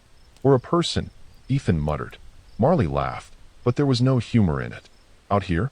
Who the hell would be wandering around in the dark? No one had an answer for that. The fire felt smaller. I could see it in all of them now, the same unease creeping into their expressions. But no one wanted to say it. No one wanted to be the first to admit that something didn't feel right. We tried to move on. Talked about work, about old road trips, about anything except what we all felt pressing in around us. But it wasn't the same. Every few minutes, one of us would glance toward the woods, shoulders tight, waiting. Then came the second sound. A whistle. Soft. Distant. Barely there. It was just one short note, rising up before fading away, like someone calling a dog. Marley straightened. "Did you hear that?" Ethan frowned. "Sounded like a bird." Jake shook his head. "That wasn't a bird." The fire popped, a burst of sparks rising into the night. No one moved. I tried to tell myself that maybe, it was just the wind. But there was no wind. And then, a minute later, the whistle came again. This time, it was closer. I grabbed the flashlight from beside me and stood up. "I don't like this." Marley stood too. "Yeah, maybe we should." Something moved at the edge of the clearing. A shape just beyond the reach of the firelight. Tall. Still. Watching. Ethan swore under his breath, stepping closer to the fire like it could protect him. Jake squinted into the dark, tilting his head. "Who the hell is that?" No one answered. Because none of us knew. The shape didn't move. It just stood there. I lifted the flashlight, my heart hammering, and aimed it toward the trees. But when the light hit where the figure had been, there was nothing. Just empty forest. The space where it had stood looked wrong. Like something had been there. Like the air was still holding the shape of it. I turned back to the others. Marley was already packing her bag. We're leaving. Jake hesitated. It's probably nothing. She cut him off. We're leaving. Now. I didn't argue. Neither did Ethan. We started grabbing our things, stuffing gear into our packs with shaking hands. The fire flickered, throwing long, stretching shadows over the trees. Then, just as I zipped my bag shut, the whistle came again. Right behind me. Close enough that I could feel the breath of it against my neck. I didn't turn around. Every muscle in my body locked up, my brain screaming at me to run, but I couldn't move. The air behind me felt thick, heavy, charged with something that didn't belong. I knew, deep down, that if I turned to look, I wouldn't be seeing one of my friends. I wouldn't be seeing anything human. Marley grabbed my arm, yanking me back. Don't, she whispered, her breath shaking. Ethan was already bolting for his pack, slinging it over his shoulder like we were in a race against something unseen. Jake stood frozen, staring past us, his mouth slightly open. His face was pale, sweat beading at his hairline. I forced myself to move. My hands were clumsy, numb as I fumbled with the straps of my backpack. My thoughts were a scrambled mess, instincts screaming at me to get the hell out of there. The fire flickered, casting long, shifting shadows that stretched unnaturally across the clearing. The trees seemed closer than before. Then we heard the footsteps. Slow, deliberate, coming from everywhere at once. It didn't make sense. The ground around us was covered in dry leaves, twigs, dirt. There was no way someone could move that quietly. But the sound was there. A soft crunching, slow, steady, like someone was circling us. Jake finally snapped out of whatever trance he had been in. We need to go. Marley was already moving, shouldering her pack and stepping toward the trail that led back to the car. Ethan wasn't far behind. I followed, my breath coming too fast, heart hammering in my chest. The whistling started again, louder now, constant, like a taunt. It was right next to us. I didn't look. I didn't need to. I felt it. The walk back to the car should have been 15 minutes. It felt like an hour. The trees pressed in from all sides, the trail narrower than before. I swear the branches were lower, the path uneven in ways it hadn't been earlier. The whistling never stopped. It moved with us, slipping through the trees, always just out of sight. Sometimes close, sometimes distant, but never leaving. Ethan whispered, "This isn't the way we came." My stomach twisted. I had been thinking the same thing. The trail looked different. The trees weren't familiar. The path bent at wrong angles, like it had rearranged itself while we were sitting around the fire. My chest tightened with a deep, animal panic. We were lost. The whistle came again, this time ahead of us.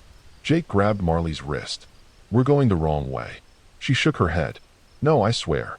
Another sound. Not a whistle this time. A voice. Soft. Almost amused. "Where are you going?" I froze. It came from the trees, just beyond the edge of the flashlight beam. Not a whisper. Not a distant echo. Right there. Marley sucked in a sharp breath. Ethan took a step back.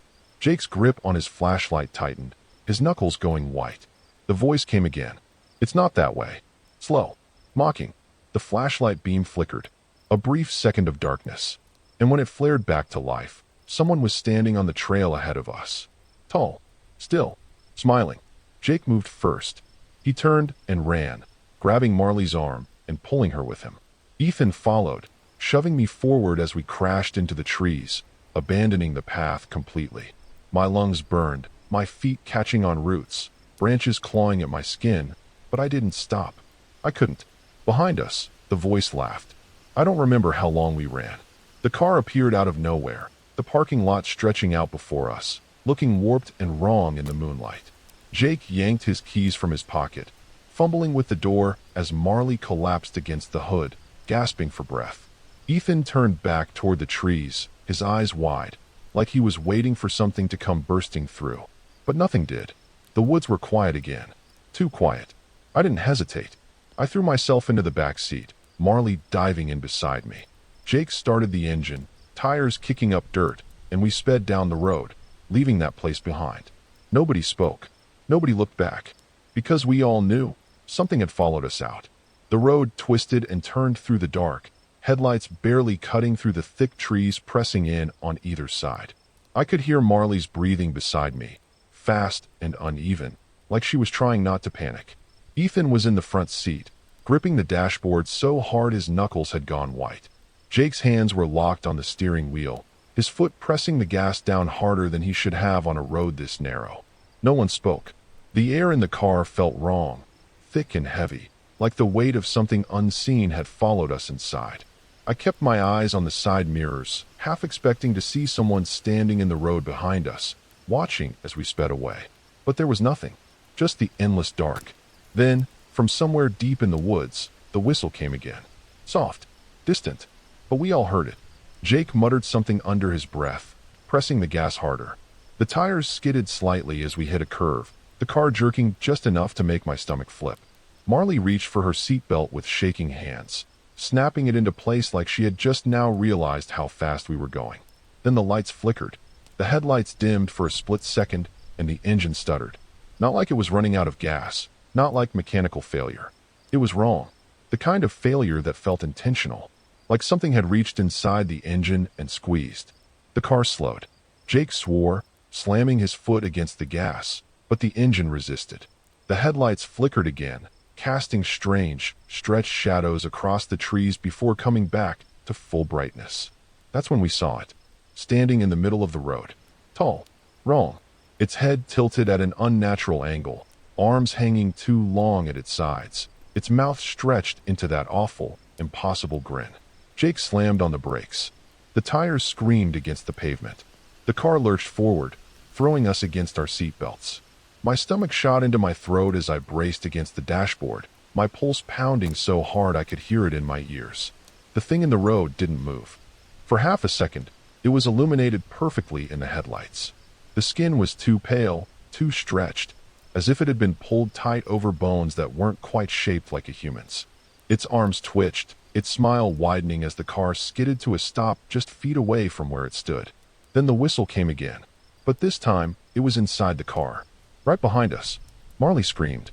Jake cursed and threw the car into reverse, tires spinning as we shot backward down the road. I didn't dare turn around. I didn't want to see what was sitting behind us. The air had gone ice cold, my breath coming out in short, visible puffs as the temperature inside the car plummeted. Then, as suddenly as it had started, the engine roared back to life. The headlights brightened, the warmth returned, and the road ahead of us was empty. The thing that had been standing there, gone. Jake didn't hesitate. He threw the car into drive and sped forward, pushing the car past the speed limit, gripping the wheel so hard his knuckles turned white. No one spoke. No one looked back.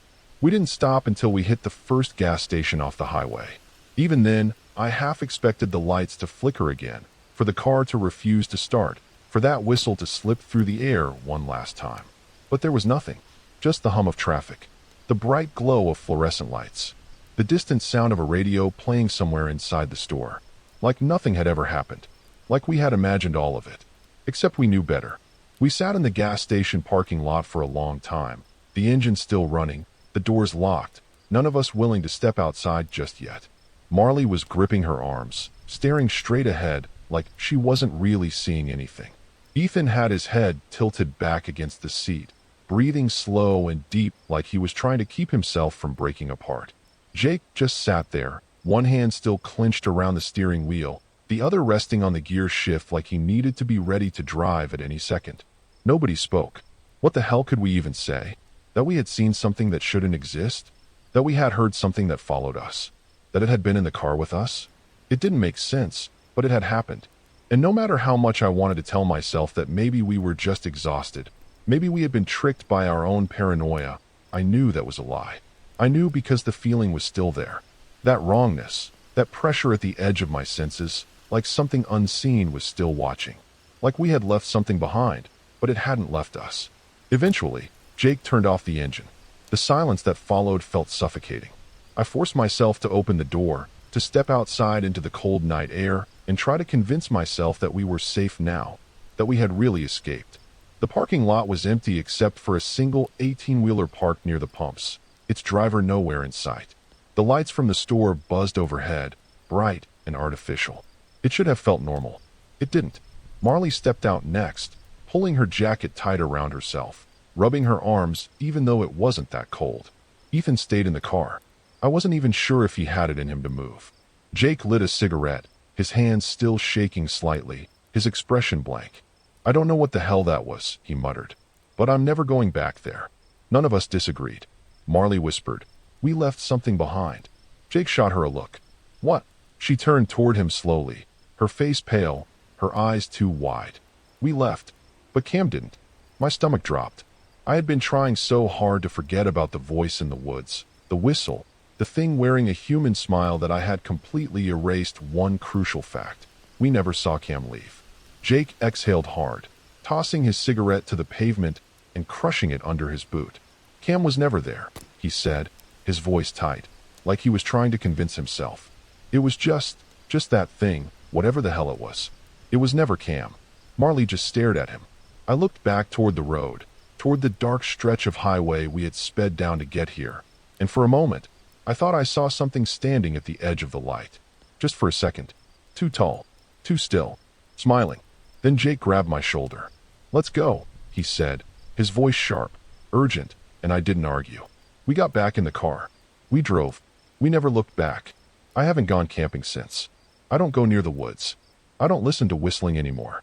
And sometimes, when I wake up in the middle of the night, when the world is too quiet, I hear it. Soft, low, calling me back.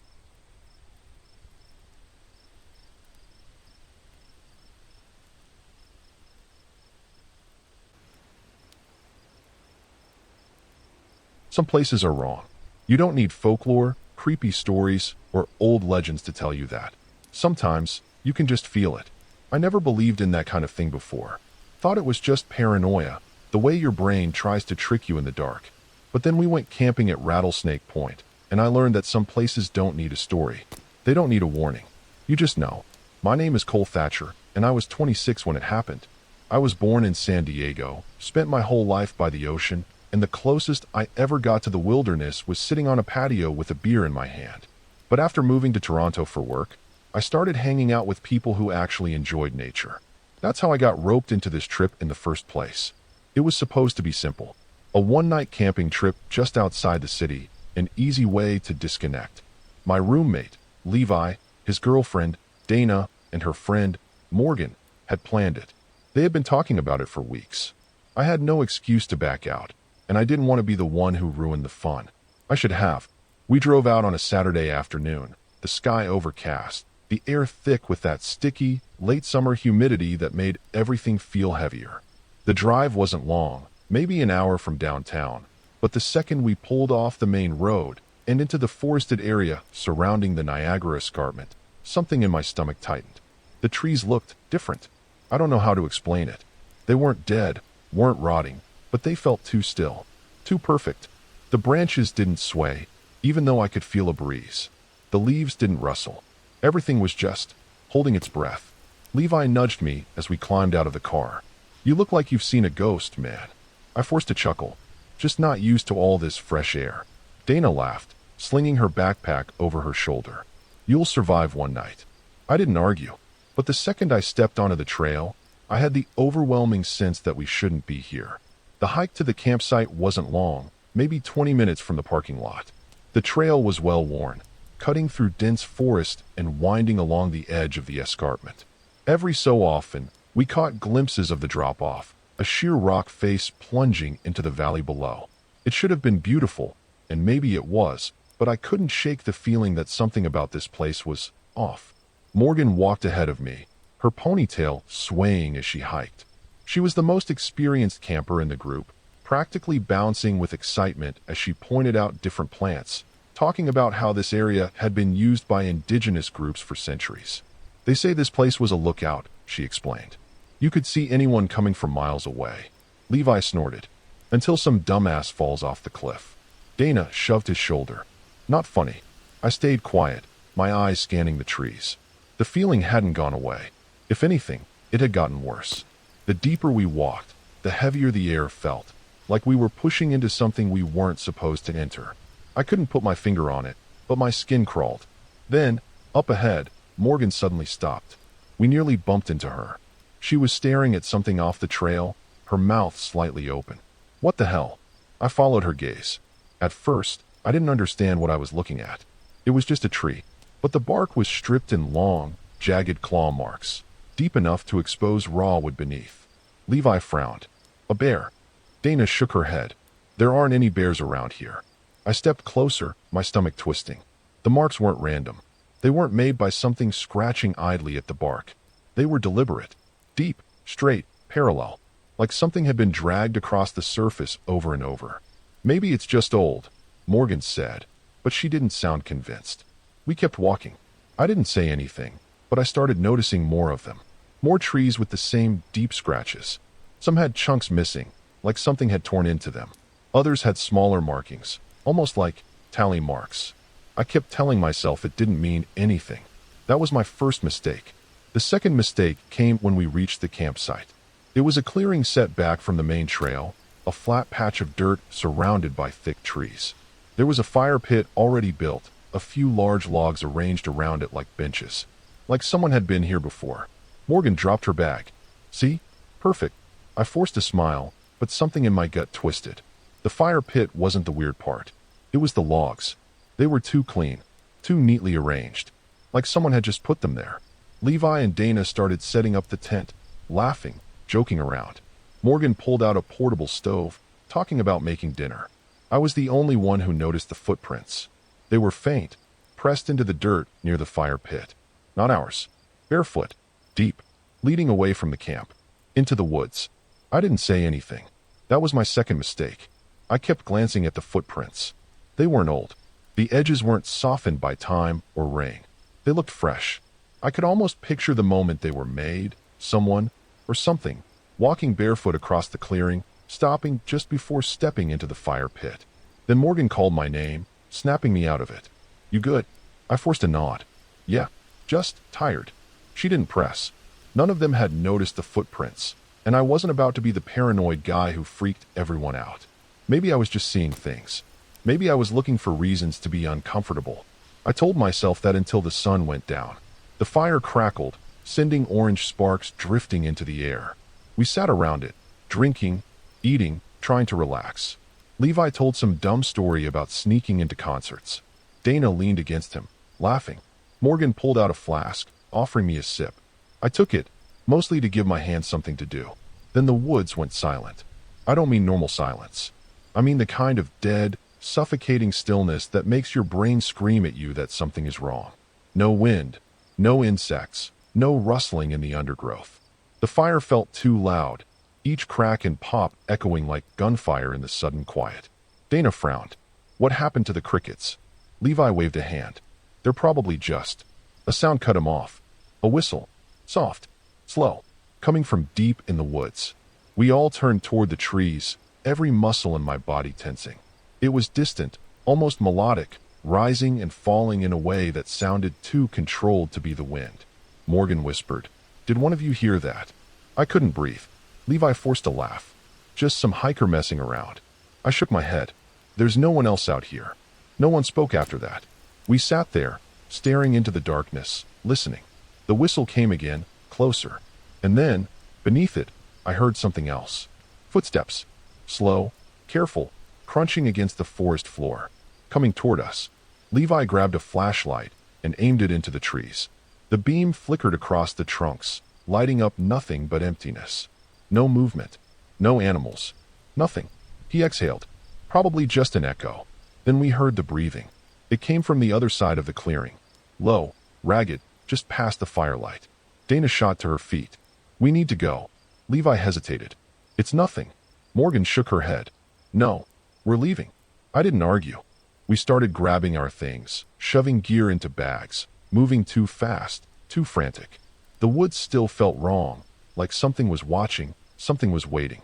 Then the whistle came again, right behind me. The whistle was so close it felt like it had been whispered directly into my ear. My entire body locked up, every hair on my arms standing on end as a cold wave of dread rolled through me. I didn't turn around. I couldn't. If I did, I knew I'd see something I wasn't supposed to. I grabbed my pack with shaking hands and yanked it over my shoulder. "Move. Now." No one argued. Dana was already hauling Levi by the wrist, Morgan shoving the last of her things into her bag. The fire was still burning, but it suddenly felt useless, like it wasn't bright enough, like it didn't matter. The darkness beyond it felt thicker, heavier, stretching toward us like it had weight.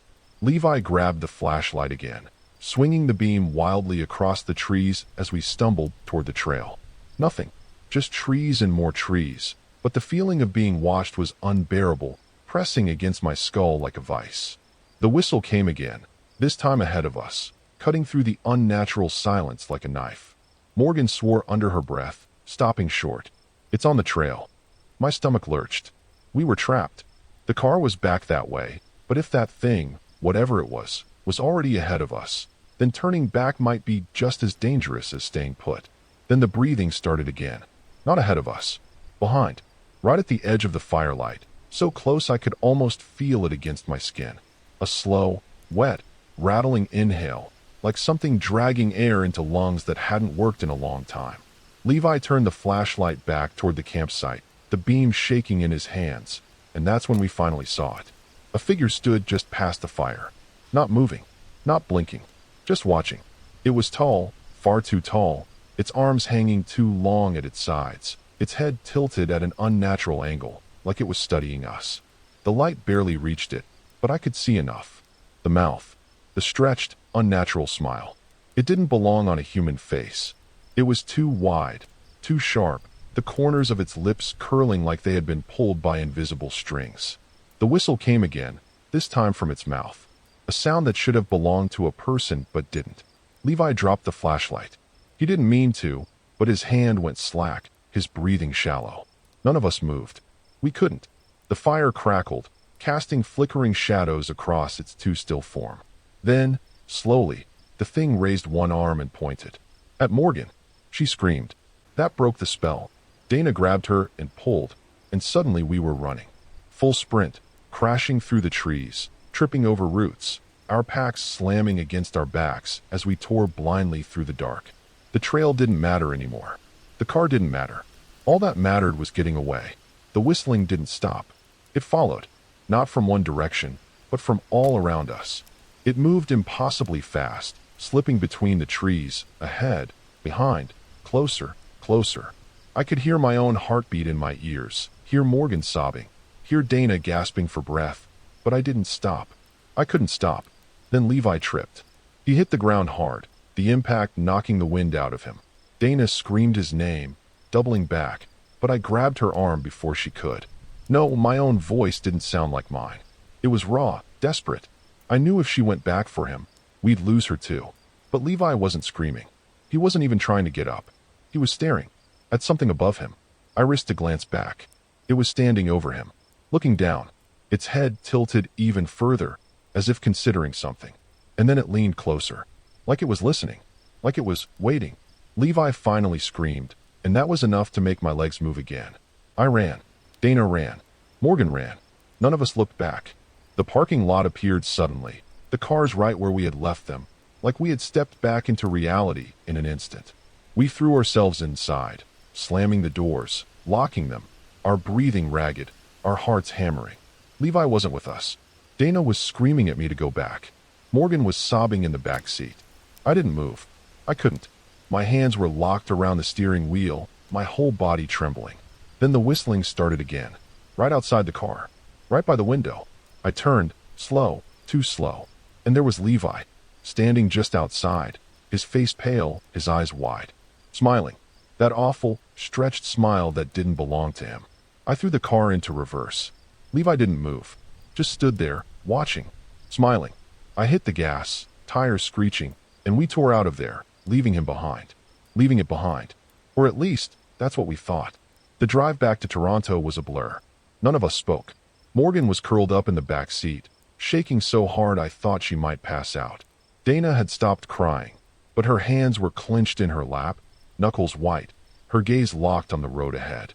I kept checking the mirrors, expecting to see something behind us, expecting to see him. But the road was empty. Levi was gone. We didn't stop until we reached the city. The lights of Toronto never looked so good, but even as we pulled into my apartment parking lot, I didn't feel safe. The silence in the car was suffocating.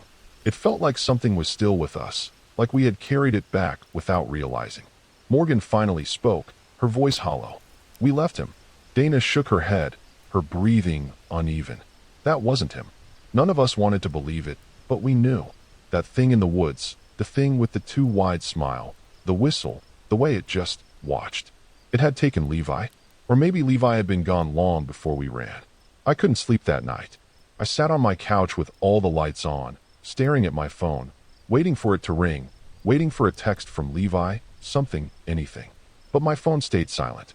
At 2:17 a.m., I heard it. A whistle. Soft. Familiar. Right outside my window. I didn't move. Didn't breathe. I just sat there, frozen, staring at the dark reflection of my apartment in the glass. For a second, I swore I saw a shape. Tall. Thin. Smiling. Then it was gone. I haven't gone back to the woods since. I don't camp. I don't hike. And I don't listen to whistling anymore. Because sometimes, late at night, when the city is quiet and the world feels still, I hear it, calling me back.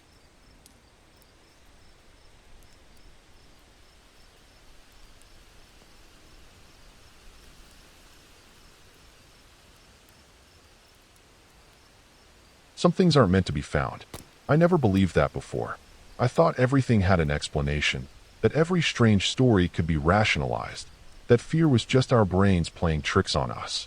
But that was before we found the cabin, before we learned what was inside, before I realized some places aren't just abandoned. They're waiting. My name is Isaac Nolan Hayes, and I was 28 when this happened. I grew up in Kansas City, Missouri, spent my whole life in a place where you could see the sky stretch for miles, where the land was flat and open, where there was nowhere to hide. I had only been in Toronto for about a year, working as a web designer, meeting new people, trying to settle into city life. I wasn't much of an outdoors guy, but when Daniel, my coworker, suggested a weekend camping trip with his girlfriend Ava and our mutual friend Russell, I figured, why not? It was supposed to be an easy trip. Forks of the Credit Provincial Park, just outside the city. A simple overnight stay, a chance to get out of the concrete and into something quieter. It wasn't far. It wasn't isolated. It was supposed to be normal. But then we got lost. And then we found the cabin. The trail was supposed to be simple. A straight loop, no complicated turns, nothing tricky. But somehow, after only an hour of hiking, we were lost. The path had started out normal, gravel underfoot, wooden trail markers every so often. But then it just disappeared. 1 second, we were following it, and the next, we were walking through untouched forest. No markers. No signs. Just trees pressing in from all sides. Daniel was the first to admit it. Okay, this isn't right. His voice was light, but there was an edge to it. He pulled out his phone, checking the map. No signal. Ava frowned, shifting her backpack higher on her shoulders. We should have hit the lookout point by now. Russell exhaled through his nose, turning in a slow circle. Did we take a wrong turn? I didn't want to say it, but I had been watching. We hadn't turned at all. The air felt wrong. Heavy. Stagnant. There was no wind, no rustling leaves, no sounds at all. It was like we had stepped into something that had been waiting just for us. Then Russell saw it first. Hey, what the hell is that? We followed his gaze. The cabin stood about 50 feet away, half hidden between the trees. It shouldn't have been there. There weren't supposed to be buildings in this park. The area wasn't developed. No visitor centers, no ranger stations. Just trails. But there it was, tucked deep in the woods, abandoned, forgotten. Ava exhaled. This is weird. Daniel laughed, but it was forced. We're probably just on some old service trail. Maybe it's a ranger cabin. I didn't believe that. The place felt old. The wood was dark with rot. The windows were clouded with dust. There was something about it, something about the way it just stood there, waiting. Russell stepped closer. We should check it out. Ava shook her head. No, we need to find the trail. Daniel hesitated, torn between curiosity and common sense. I already knew what was going to happen. Curiosity always wins. That was our first mistake. Russell was the first to step onto the porch. The wood groaned under his weight, the sound too loud in the unnatural silence that had settled over the forest. I felt the air grow colder, a shift so sudden it made my skin prickle. My instincts were screaming at me to stop him, to turn back, to leave this place behind. But I said nothing. I just watched as he reached for the door. The handle turned too easily. The door wasn't locked. wasn't stuck. It swung open like it had been waiting for someone to come inside. Daniel glanced back at us before following Russell in. Ava looked at me, her lips pressed into a tight line, but she didn't argue. We weren't the kind of people who believed in horror movie rules. Not yet. Inside, the air was thick, stale, filled with the scent of wood rot and dust. The cabin was empty. No furniture, no signs of life. Just a single room with wooden floors, walls darkened with age, and a fireplace that looked like it hadn't been used in decades. But the worst part was the scratches. They covered the walls. Long, deep gouges, as if something with sharp claws had been dragged across the wood over and over again. Some were low, near the floor. Others were high, too high for any normal animal. Ava whispered, "This doesn't feel right." She wasn't wrong. Russell wandered toward the fireplace, tilting his head. "Guys, look at this." We stepped closer. There was something inside the fireplace. Bones. Small, scattered. Animals, probably. But they were piled together, like something had been hoarding them. Daniel exhaled sharply. "Okay, that's messed up." I stepped back toward the door, suddenly desperate to leave. We should go. Then we heard it. Footsteps. Not ours. Coming from the roof. A slow, deliberate scraping sound, like something was dragging its weight across the wooden beams. We all froze. Ava's hand clamped around my wrist. Russell turned toward the door, his body stiff. Daniel stared at the ceiling, his breath coming in short, sharp gasps. The footsteps stopped. Silence. Then came the worst sound of all. A knock. Not at the door. From inside the fireplace. Nobody moved. Nobody breathed. The knock came again, slow, deliberate, a sound that shouldn't have been possible. The fireplace was full of bones, piled in a way that suggested something had been nesting there, something that wasn't supposed to be alive. Russell took a step back. His foot hit the wooden floor, and the sound seemed to echo, too loud in the silent cabin. Daniel's breathing had gone shallow, his hand clenched into a fist. Ava was shaking, her fingers still locked around my wrist, her nails pressing into my skin. Then, from inside the fireplace, something moved. A long, wet dragging sound, like flesh pulling across stone. The bones shifted. We didn't wait to see what would come next. Russell bolted first, lunging for the door and shoving it open so hard it splintered against the wall. I didn't think. I just grabbed Ava and ran, my heart hammering as the cold air of the forest hit me like a slap. Daniel was right behind us, his footsteps pounding against the porch. Then came the third knock. This time, it was on the ceiling. I glanced back as I ran, just for a second, just enough to see something move inside the cabin. A shadow, stretched and too long, shifting against the dim light of the fireplace. I didn't see its face. I didn't want to. We sprinted into the woods, the trees blurring together, branches snagging at our clothes like hands trying to pull us back. The ground was uneven, our packs bouncing against our backs, but we didn't stop. Then I heard it. Footsteps. Not ours. Something else was running behind us. Fast. Too fast. The sound was wrong. Off, like it wasn't running on two legs. A thudding, scrambling noise, low to the ground, gaining on us. Ava gasped, stumbling over a root. I grabbed her, yanking her forward, my legs burning as I forced myself to keep running. Russell was ahead now, too far ahead. Daniel just behind him, both of them not looking back. Then the whistling started. Soft, mocking, circling us. The same whistle we had heard before. I felt something cold curl down my spine. We weren't alone in these woods. We had never been alone. Then I saw the path. The real path. The trail we had lost. Somehow, impossibly, we had looped back to it. I didn't question it. I didn't care how it had happened. I just ran faster. Russell was the first to reach the cars. He was already fumbling for his keys, his hands shaking so bad that he dropped them onto the gravel. Daniel yanked open the back door and dove inside without a word.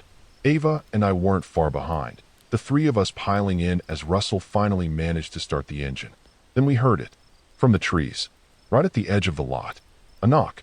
Not on the car. On the nearest tree. I turned my head just slightly. I shouldn't have. Standing just beyond the tree line was something too tall, its body twisting into the dark, its head cocked too far to one side. Watching us.